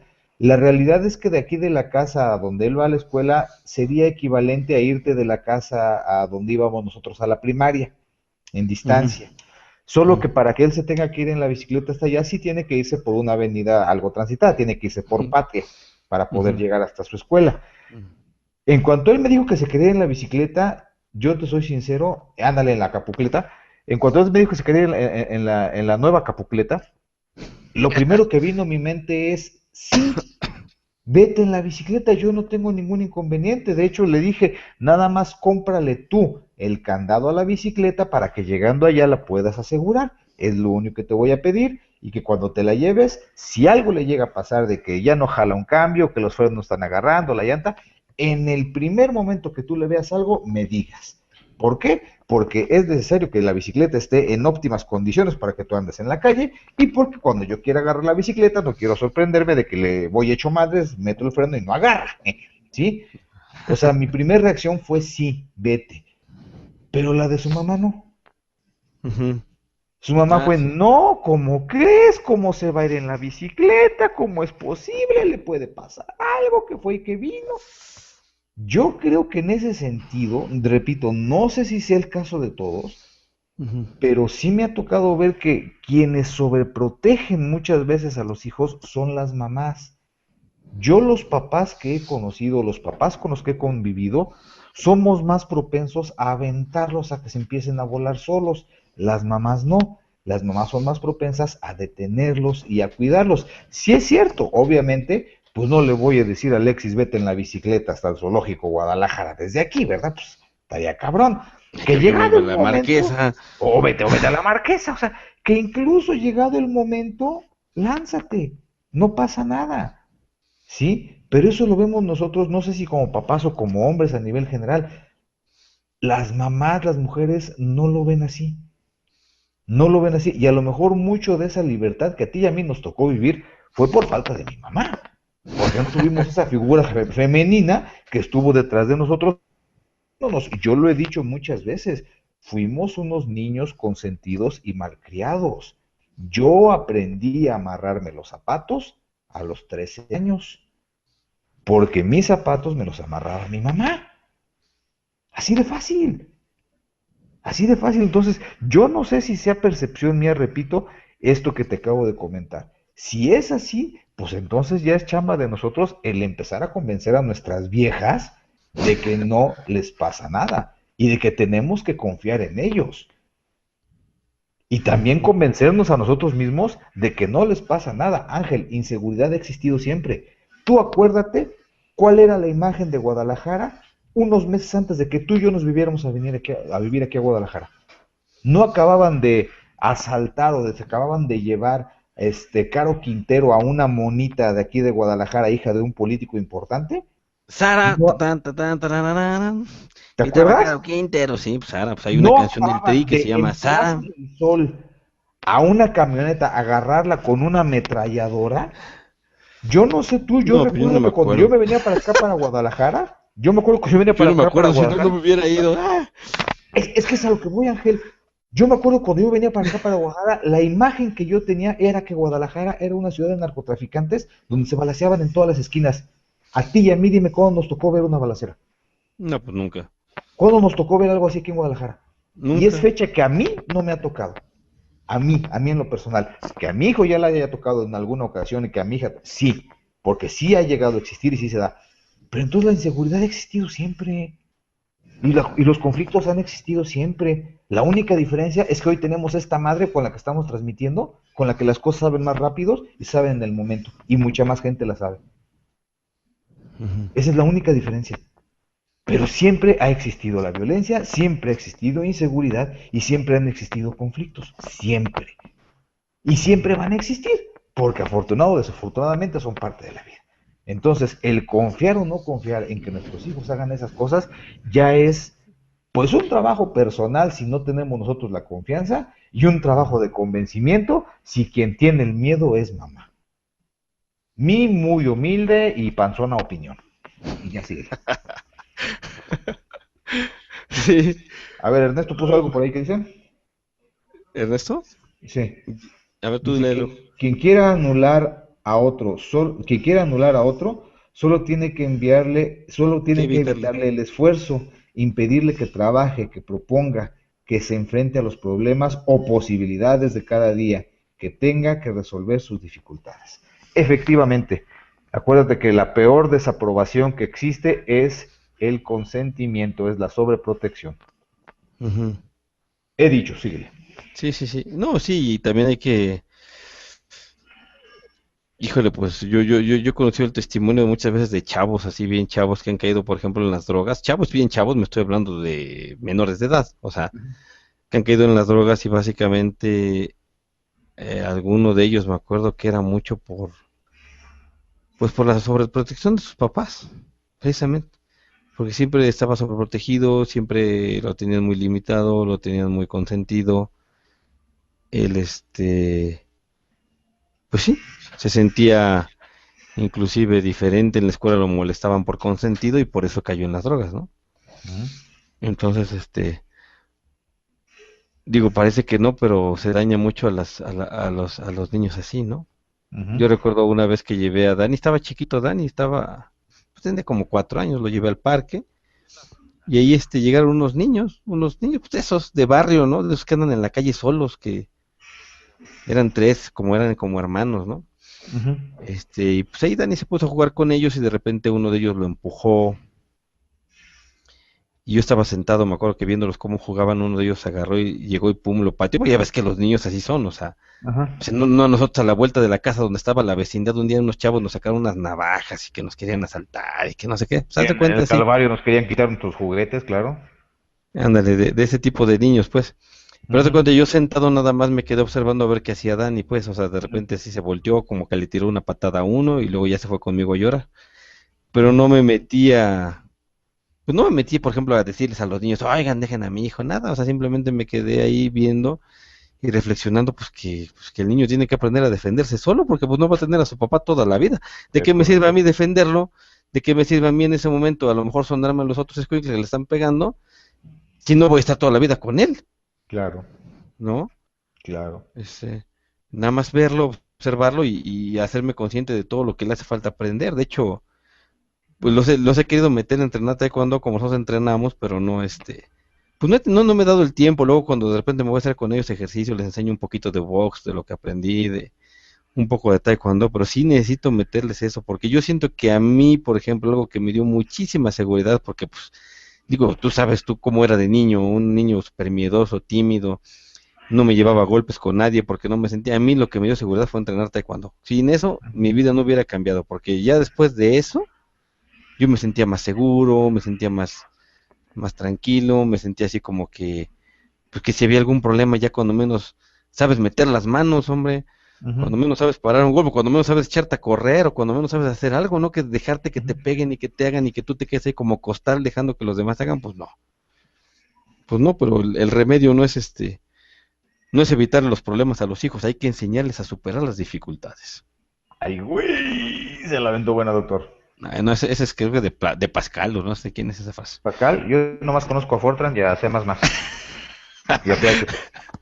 ¿O de qué estamos Jacobol, hablando? Y a Jacobol, Cobol ¿no? y a Java. Y allá va. Ay, bueno. A ver, vamos a ver este pedacito. ¿Sí? ¿Lo vemos o ya no? Sí, Ah, sí, vamos sí, a ver oye. este último, sale. Lunes 28 de diciembre de 1964. Ah, no, perdón. Era capítulo 9. Don Juan Sí. me dio a entender que deseaba que yo me familiarizara lo más posible con la hierba del diablo. Ay, ahorita va a venir una parte bien interesante, doctor. Esta sí nos va a hacer así como que, dice, esta posición era incongruente con su supuesto desagrado hacia la planta, pero él se explicó diciendo que era indispensable desarrollar un mejor conocimiento del poder de la hierba del diablo para entender el efecto del humito. Sugirió repetidamente que al menos debía yo probar la hierba del diablo una vez Una vez más más, con una una brujería con las brujería. lagartijas. Ay, Di vueltas güey. largo tiempo a la idea, la urgencia de don Juan creció continuamente hasta que me sentí obligado a tomar su demanda en serio y un día resolví adivinar acerca de unos objetos robados. Lunes Ya. 28 de diciembre de 1964. El sábado 19 de diciembre corté la raíz de la datura, esperé a que estuviera bastante oscuro para bailar alrededor de la planta. Preparé el extracto de raíz durante la noche y el domingo a las 6 de la mañana fui al lugar de mi datura. Me senté frente a la planta, había anotado cuidadosamente las enseñanzas de don Juan relativas al procedimiento. Releyendo mis notas, vi que no tenía que moler allí las semillas. De alguna manera, el solo estar al frente a la planta me producía un raro estado de estabilidad emocional, una claridad de pensamiento o un poder de concentrarme en mis acciones del que ordinariamente carezco. Seguí minuciosamente todas las instrucciones calculando mi tiempo de modo que la pasta y la raíz estuvieran listas al atardecer. A eso de las 5 me llevaba ocupado en cazar un par de lagartijas. Durante hora y media probé cuánto método se me ocurrió, pero fracasé en cada intento. Sentado frente a la datura trataba de descubrir un modo expedito de lograr mi propósito, cuando de pronto recordé que a las lagartijas, según don Juan, había que hablarles. Al principio me sentí ridículo hablando a las lagartijas. Era como avergonzarse de hablar frente a un público. El sentimiento no tardó en desvanecerse y seguí hablando. Era casi de noche, alcancé una roca, debajo había una lagartija. Parecía hallarse entumida, la recogí y entonces vi otra lagartija rígida debajo de otra roca. Ni siquiera se retorcieron. Coser el hocico y los ojos fue la tarea más difícil. Noté que don Juan había impartido a mis actos, un sentido de irrevocabilidad. Su posición era que cuando uno empieza a actuar no hay modo de detenerse. Sin embargo, si yo hubiera querido parar, no había nada que me lo impidiese. La verdad era que no quería parar. Dejé libre una lagartija y tomó una dirección más o menos hacia el noroeste, augurio de una experiencia buena, pero difícil. Até a mi hombro la otra lagartija y me embarré las sienes según lo prescrito. La lagartija estaba tiesa, por un momento pensé que había muerto, y don Juan nunca me había dicho qué hacer si eso ocurría, pero solo se hallaba entumida. Bebí la poción y esperé un rato. No sentí nada fuera de lo ordinario. Me acordé del príncipe de Persia cuando se bebe las pociones. Dice, empecé a untarme la pasta hasta a las sienes. La apliqué 25 veces. Luego, en forma enteramente mecánica, como distraído, la extendí repetidas veces sobre mi frente. Advertí el error y me limpié apresuradamente la pasta. Mi frente sudaba, me puse febril. Me aferraba una angustia intensa, ya que don Juan me había aconsejado enfáticamente no untarme la pasta en la frente. El miedo se convirtió en un sentimiento de soledad absoluta, el sentimiento del juicio final. Me hallaba allí solo. Si algo malo iba a pasarme, nadie había que me ayudara. Quise echar a correr, tenía una alarmante sensación de indecisión, de no saber qué hacer. Un torrente de pensamientos irrumpió en mi mente, destellando con velocidad extraordinaria.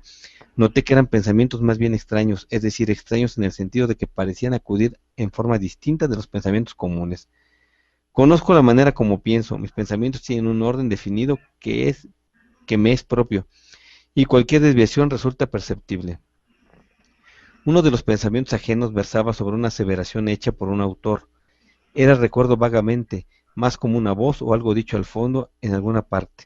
Fue tan rápido que me sobresaltó. Hice una pausa para examinarlo, pero se volvió un pensamiento común. Me hallaba seguro de haber leído el acerto, pero no podía recordar el nombre del autor. De pronto me acordé de que era Alfred Kroeber. Entonces otro pensamiento ajeno brotó para decir que no era Kroeber, sino George Simmel, si quien había hecho la aseveración. Insistí en que era Kroeber, y sin saber cómo me vi envuelto en una discusión conmigo mismo y olvidé mi sentimiento de perdición total. Los párpados me pesaban como si hubiera tomado pastillas para dormir, aunque nunca las he tomado. Esa fue la imagen que acudió a mi mente. Me estaba quedando dormido, quise ir a mi coche a acostarme, pero no podía moverme. Entonces, con bastante brusquedad desperté, o mejor dicho, sentí claramente haber despertado. Mi primer pensamiento fue sobre la hora del día. Miré en torno, no me hallaba enfrente de la datura. Despreocupadamente acepté el hecho de que estaba viviendo otra experiencia adivinatoria. Eran las 12:35, en un reloj por encima de mi cabeza. Yo sabía que era de tarde. Vi a un hombre joven con un rimero de papeles en las manos. Yo estaba tan cerca de él que casi lo tocaba. Veía pulsar las venas de su cuello y oía el latir rápido de su corazón. Absorto en lo que veía, no había tomado conciencia hasta el momento de la calidad de mis pensamientos. Entonces oí una voz en mis oídos describiendo la escena, y me di cuenta de que la voz era el pensamiento ajeno en mi mente. Me concentré tanto en escuchar que la escena perdió para mí su interés visual. Oí la voz junto a mi oreja derecha, sobre el hombro. Literalmente creaba la escena al describirla, pero obedecía a mi voluntad, pues yo podía detenerla en cualquier momento y examinar a mi antojo los detalles de lo que decía. Vi todas las secuencias de las acciones del joven. La voz seguía explicándolas en detalle, pero de algún modo la acción carecía de importancia. Lo extraordinario era la vocecita. 3 veces durante el curso de la experiencia quise volverme para ver quién hablaba. Traté de hacer girar mi cabeza totalmente hacia la derecha, o nada más de volverme inesperadamente para ver si había alguien allí, pero cada vez que lo hacía se nublaba mi visión. Pensé, el motivo de que no pueda volverme es que la escena no está en el terreno de la realidad ordinaria, y ese pensamiento era mío. Desde ese momento concentré mi atención solo en la voz, parecía venir de mi hombro, era perfectamente clara, aunque pequeña. No era, sin embargo, una voz de niño ni una voz en falsete, sino la voz de un hombre en miniatura. Tampoco era mi voz. Supuse que hablaba en inglés. Cada vez que me proponía atrapar a la voz, se apagaba por entero o se hacía vaga y la escena palidecía. Pensé en un símil. La voz era como la imagen creada por partículas de polvo en las pestañas o por los vasos sanguíneos en la córnea del ojo, una forma como gusano que puede verse mientras uno no la mira directamente, pero en el momento en que tratamos de mirarla se desliza fuera del panorama con el movimiento del ojo. Me desinteresé por completo de la acción. Conforme escuchaba la voz se hacía más compleja. Lo que yo tomaba por voz era más bien como algo que susurrara pensamientos a mi oído, pero eso no era exacto. Algo estaba pensando por mí. Los pensamientos estaban fuera de mí mismo. Supe que era así porque podía retener al mismo tiempo mis propios pensamientos y los pensamientos del otro. En cierto punto la voz creaba escenas actuadas por el joven que nada tenía que ver con mi pregunta original sobre los objetos perdidos. El joven realizaba acciones muy complejas, la acción nuevamente había cobrado importancia y ya no presté atención a la voz. Empecé a perder la paciencia, quería detenerme. ¿Cómo puedo acabar con esto? Pensé. La voz en mi oído dijo que debía volver a la cañada. Pregunté cómo y la voz respondió que pensara en mi planta. Pensé en mi planta, solía sentarme frente a ella. Lo había hecho tantas veces que me fue bastante fácil visualizarlo. Creí que verla como la vi en ese momento era otra alucinación, pero la voz dijo que yo había vuelto. Me esforcé por escuchar, solo había silencio, la datura frente a mí parecía tan real como todo lo demás que yo había visto, pero podía tocarla, podía moverme. Me levanté y caminé hacia mi coche, el esfuerzo me agotó, me senté cerrando los ojos, estaba mareado y quería vomitar. Tenía un zumbido en las orejas. Algo resbaló sobre mi pecho, era la lagartija. Recordé la admonición de don Juan acerca de liberarla. Regresé a la planta y desaté la lagartija. No quise ver si estaba muerta o viva. Rompí la olla de barro que contenía la pasta y la cubrí de tierra con los pies. Subí en mi coche y me quedé dormido. O sea que el que le estaba hablando era la lagartija. La lagartija, sí. La lagartija es la que le narró eso, los sucesos de los objetos perdidos. Ajá. Y luego dice, eh, y es que eso es lo que comentaba el programa pasado con Ernesto, es que precisamente eso fue una de las razones que hicieron que la Universidad de California publicara el libro de Don Juan, porque resulta que una de las cosas que le había preguntado Don Juan era precisamente quién se había robado los libros de la biblioteca. Y entonces cuando él narra la experiencia, pues resulta que las personas que él narró pues, fueron los que se robaron los libros. Entonces por eso, y él adivinó o vio ese proceso a través de la hierba del diablo, que atrás dice cómo la prepara y todo, y que tiene que utilizar las lagartijas. A una le amarra los ojos, le cose los ojos y a otra le cose la boca. A la que le cose los ojos es la que deja en su hombro. Y a la que le cose la boca es la que suelta para que vaya a buscar la información. Porque dice que les cose la boca porque las lagartijas son muy platicadoras y se quedan platicando con la gente. Entonces se va a buscar la información, y a la que le cose los ojos y la deja en su hombro es la que le va narrando toda la historia. Así es. Dice, jueves 24 de diciembre de 1964. Hoy narré toda la experiencia a don Juan. Como de costumbre, escuchó sin interrumpirme. Al final tuvimos el siguiente diálogo.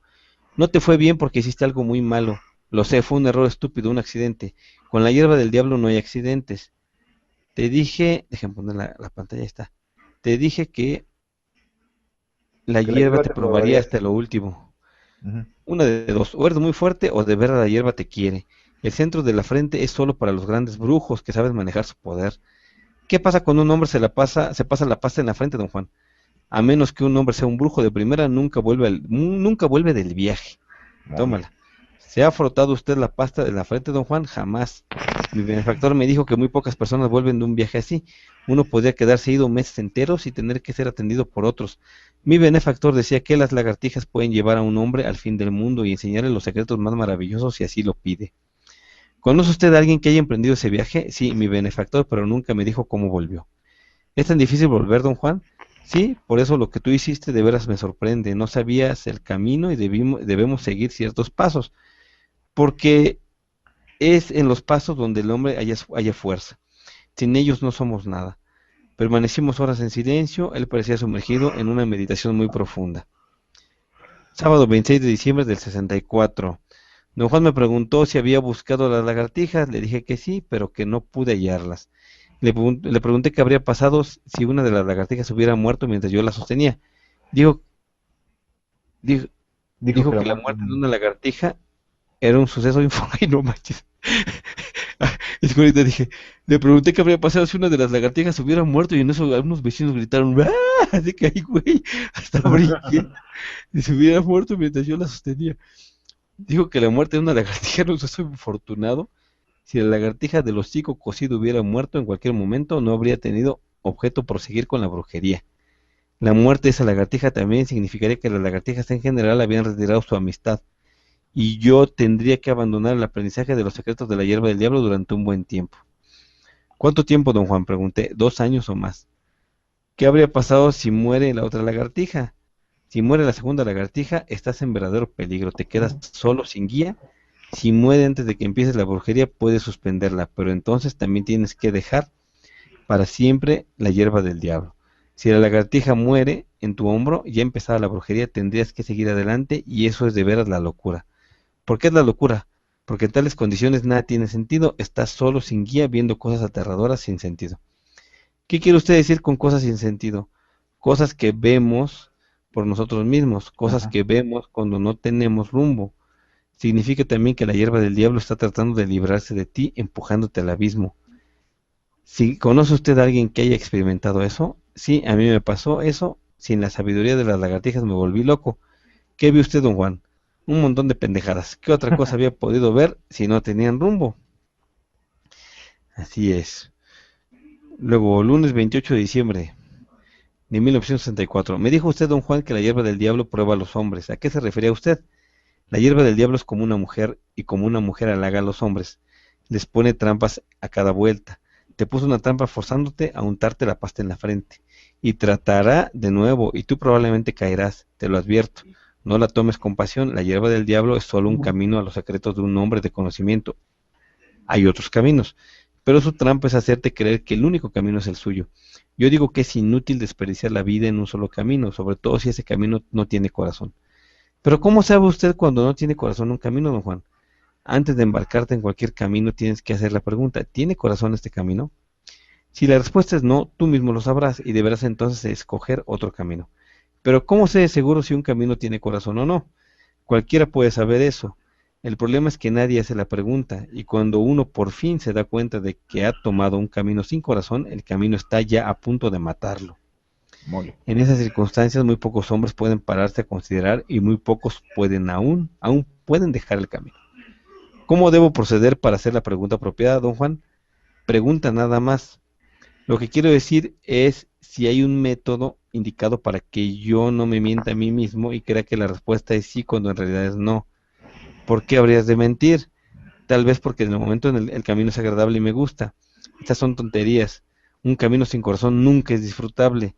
Hay que trabajar duro tan solo para tomarlo. En cambio, un camino con corazón es fácil, no te hace trabajar por tomarle gusto. Don Juan cambió de pronto el rumbo de la conversación y me enfrentó directamente con la idea de que me gustaba la hierba del diablo. Tuve que admitir que al menos sentía cierta inclinación hacia ella. Me preguntó cómo me sentía con respecto a su aliado el humito, y tuve que decirle que la sola idea de tener que usarlo me asustaba hasta hacerme perder los sentidos. Te he dicho que para escoger un camino debes estar libre de miedo y de ambición, pero el humito te ciega de miedo y la hierba del diablo te ciega de ambición. Arguí que se necesitaba ambición para emprender cualquier camino y que en su aseveración de que había que estar libre de ambición carecía de sentido. Una persona tiene que tener ambición para poder aprender. El deseo de aprender no es ambición, dijo. El querer saber es nuestro destino como hombres, pero convidar a la hierba del diablo es solicitar poder.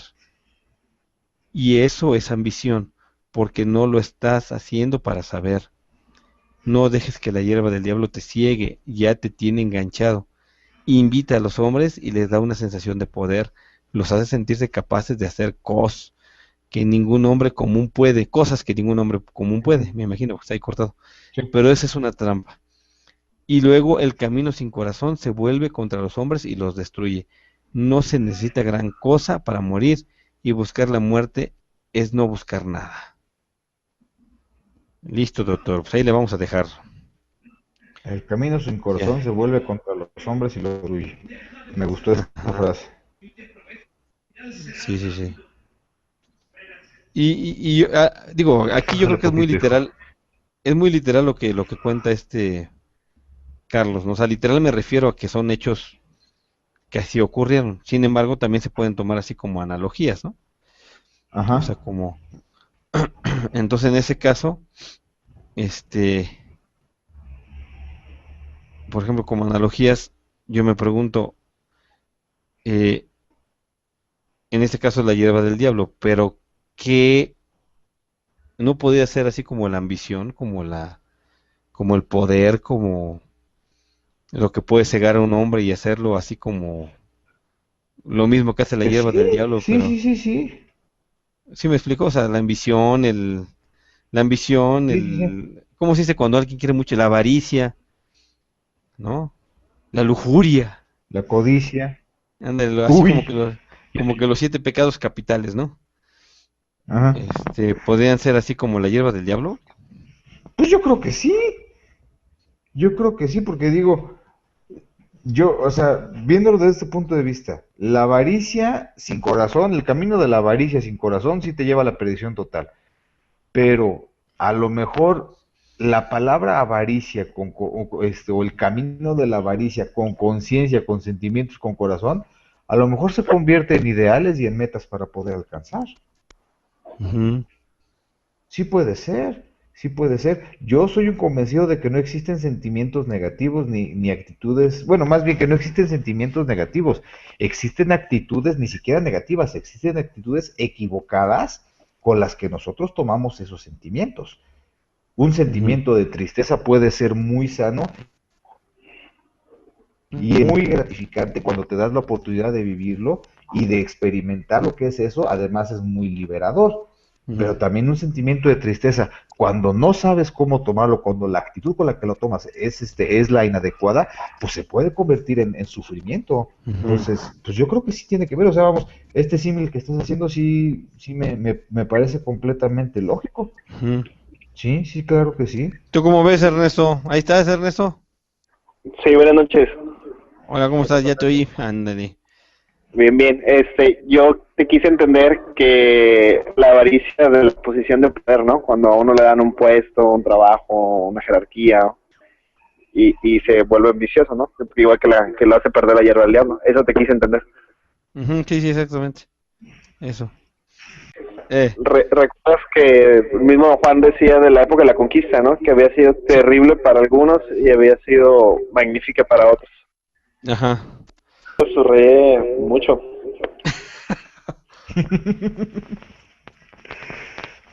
Ay, no. Ya, en lo más resumido, mm,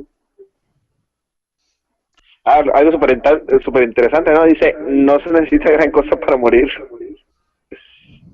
No, nomás que te cambien la reforma energética. Con eso, con eso es suficiente.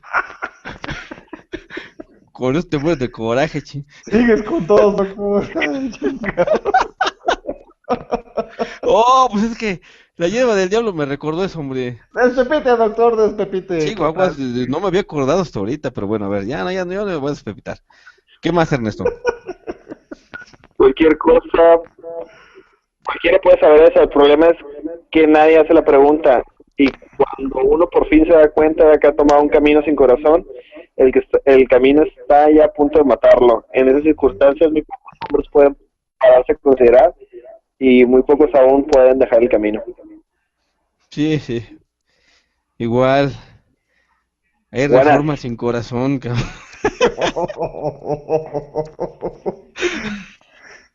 Es que carayos, hay que tener corazón para hacer las cosas. Fíjate que les voy a decir una cosa, y a lo mejor viene con el tema y no viene con el tema, pero Tele. por ahí alguna vez escuché que en algunos textos que a lo mejor algún día comentaremos o lo que sea, que México, no sé si ya lo había comentado, México era el hombre sabio. ¿Sí los he comentado eso o no? No De que México recuerdo. es el hombre sabio. O sea, si tú ves el mapa, por ejemplo, de México, en ese dibujo, haz de cuenta que las piernas, o sea, la península de Yucatán es como un hombre. Sí, sí, sí, se ubican los chacmols. ¿Sí se acuerdan más o menos cómo son los Sí, chacmols? sí, sí, ¿Sí? sí. Que el chacmol está así como que medio como que hincado, con las Ujú. rodillas dobladas. Ah, pues haz de cuenta que la península de Yucatán son como que las rodillas, ¿no? Que están dobladas. Sigue la figura hasta la parte de arriba de México y luego se extiende el brazo hacia lo que es Baja California y es como si fuera un brazo. Ujú. Pero resulta que la cabeza de México quedó en Estados Unidos cuando, o sea, del hombre sabio pues que era México cuando como fue creado, o sea, un país de sabiduría, de conocimiento, la cabeza quedó en el territorio que Santana les dejó a los gringos, ¿no? Ujú. Que se quedaron entonces digamos que descabezaron a México. O sea, Ujú. México quedó descabezado. Ujú. Haz de cuenta que no tiene cabeza. Y no sé si le suene a algo familiar, ¿ah? De que México no tiene cabeza. Entonces, cuando yo escuché esa reflexión, a mí me dio mucha luz porque Ujú. dije, es cierto, o sea, los mexicanos para muchas cosas no tenemos cabeza, pues, o sea, o cuando más bien cuando haces las cosas con la cabeza, pues tomas decisiones malas, porque no es la única manera de tomar decisiones en base a la razón. Y aquí don Juan te lo dice en todos los libros que la razón, pues es una parte que no debemos hacerle caso, ¿no? Ujú. Sin embargo, por ahí con otros libros que son los de, hay un libro, no sé, creo que lo comentamos alguna vez de Gurdjieff, el de Relatos de Belcebú a su nieto, Ajá. donde habla precisamente que los seres humanos somos seres tricerebrados, o sea, dice los seres humanos somos seres tricerebrados, tenemos tres cerebros, uno está en la cabeza, otro está en la espina dorsal y otro está en el corazón, Ujú. que es lo que está diciendo ahorita don Juan, el camino con corazón. Entonces, cuando yo escuché eso de que los mexicanos no teníamos cabeza, y por eso México está así como que vuelto loco, porque pues obviamente no tiene cerebro, no piensa, pues, porque la cabeza se quedó ahí en Estados Unidos, Ujú. este, yo me pregunté, dije, sí es cierto, porque las decisiones los mexicanos no las debemos tomar con la razón, las debemos tomar con el corazón o con la espina dorsal, que en este caso es la intuición. Y Ujú. nada más háganse conscientes como muchos impulsos no solamente se toman con la cabeza, o sea, yo recuerdo una vez que una persona me agredió físicamente y me empujó por la espalda, me dio un empujón y en ese momento yo sentí en la espina dorsal un coraje, así de cuando sentí como toda mi espina, ¡pum! Así como un coraje, con ganas de voltearme y soltarle a uno. Y en ese Ajá. momento nada más me hice consciente y dije, sí es cierto, o sea, o sea, el impulso no lo sentí ni en la mente, no lo sentí ni en la panza, ni lo sentí en mi corazón, lo sentí en mi espina dorsal. O sea, sentí Ujú. como, hace cuenta, como un escalofrío con ganas de voltearme y soltarle uno, ¿no? Ujú. Entonces es cierto que la espina dorsal responde de una manera. Y yo la podría definir que en la espina dorsal está la intuición y la otra es el corazón. Entonces, si como Ujú. mexicanos se tomaran menos decisiones con la cabeza y se tomaran más decisiones con el corazón y con la intuición, sería diferente. Y yo siento que Ujú. si México los descabezaron o le quitaron la cabeza cuando Santana regaló la parte de la cabeza a Estados Unidos, pues es para que los mexicanos aprendamos a utilizar la intuición y el corazón. O sea, tiene una razón de ser.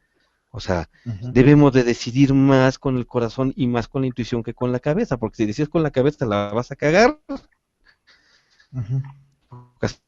la vas a regar. Entonces, no, pues es que, o sea, y así siento que en muchos aspectos se toman decisiones.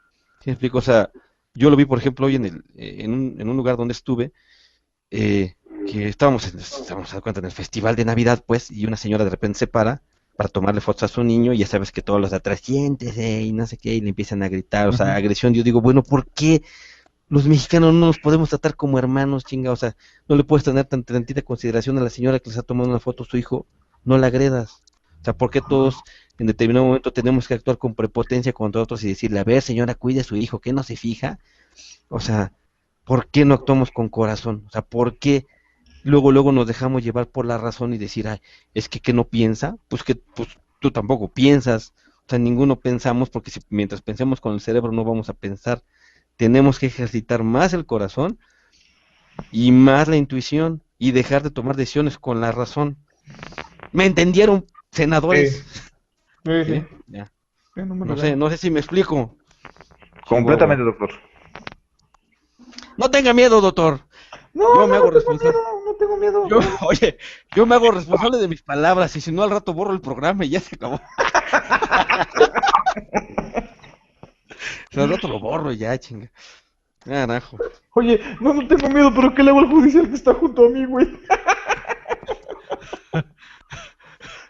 No, No no, tengo no, miedo, pues pero qué, ¿por o qué está sea, llegando una es patrulla? que no, es que sí es cierto, doctor. Hágase usted consciente. Mira, hazte consciente, Milo. Simplemente de las decisiones que vayas a tomar. Por ejemplo, tú que me comentaste ahí que si te, que te eches cuchillo, que las armofrox y no sé qué. Toma la decisión no con tu mente. Tómala con el corazón y tómala con la intuición. Va a ser una decisión muy diferente. Es que ¿Me si la tomo explicó? con el corazón y con la intuición, es métete cuchillo. Hay que calcular bien. Sí, si la tomo con el corazón y con la intuición, es métete cuchillo. Porque yo no quiero batallar lo que vi que mi jefe batalló. Y si Pues ya sí, el pero camino está y si el camino empieza a andar por allí, páralo. por eso, Así te la pongo. a ver, pero esa reflexión, fíjate, simplemente es un ejemplo, esa reflexión que acabas de decir, si yo no quiero batallar como mi jefe batalló, ¿esa está tomada con la razón, con el corazón o con la intuición? Con el corazón, La porque a mí razón. no, con el corazón, Yo, yo, porque a yo, mí me yo, yo dolió. pienso igual que Ernesto, yo pienso que es la razón la que se la está tomando, no el corazón. Sí. ¿Tú qué piensas, Ernesto? Un Ah, es montón que, échale, entonces, total. Hay no, que regalarle. Ernesto te respeta mucho, Milo. Hay que Yo, regalarle. yo creo que es incapaz de decirte la verdad, pero para mí, o sea, a mí me está sonando más a la razón.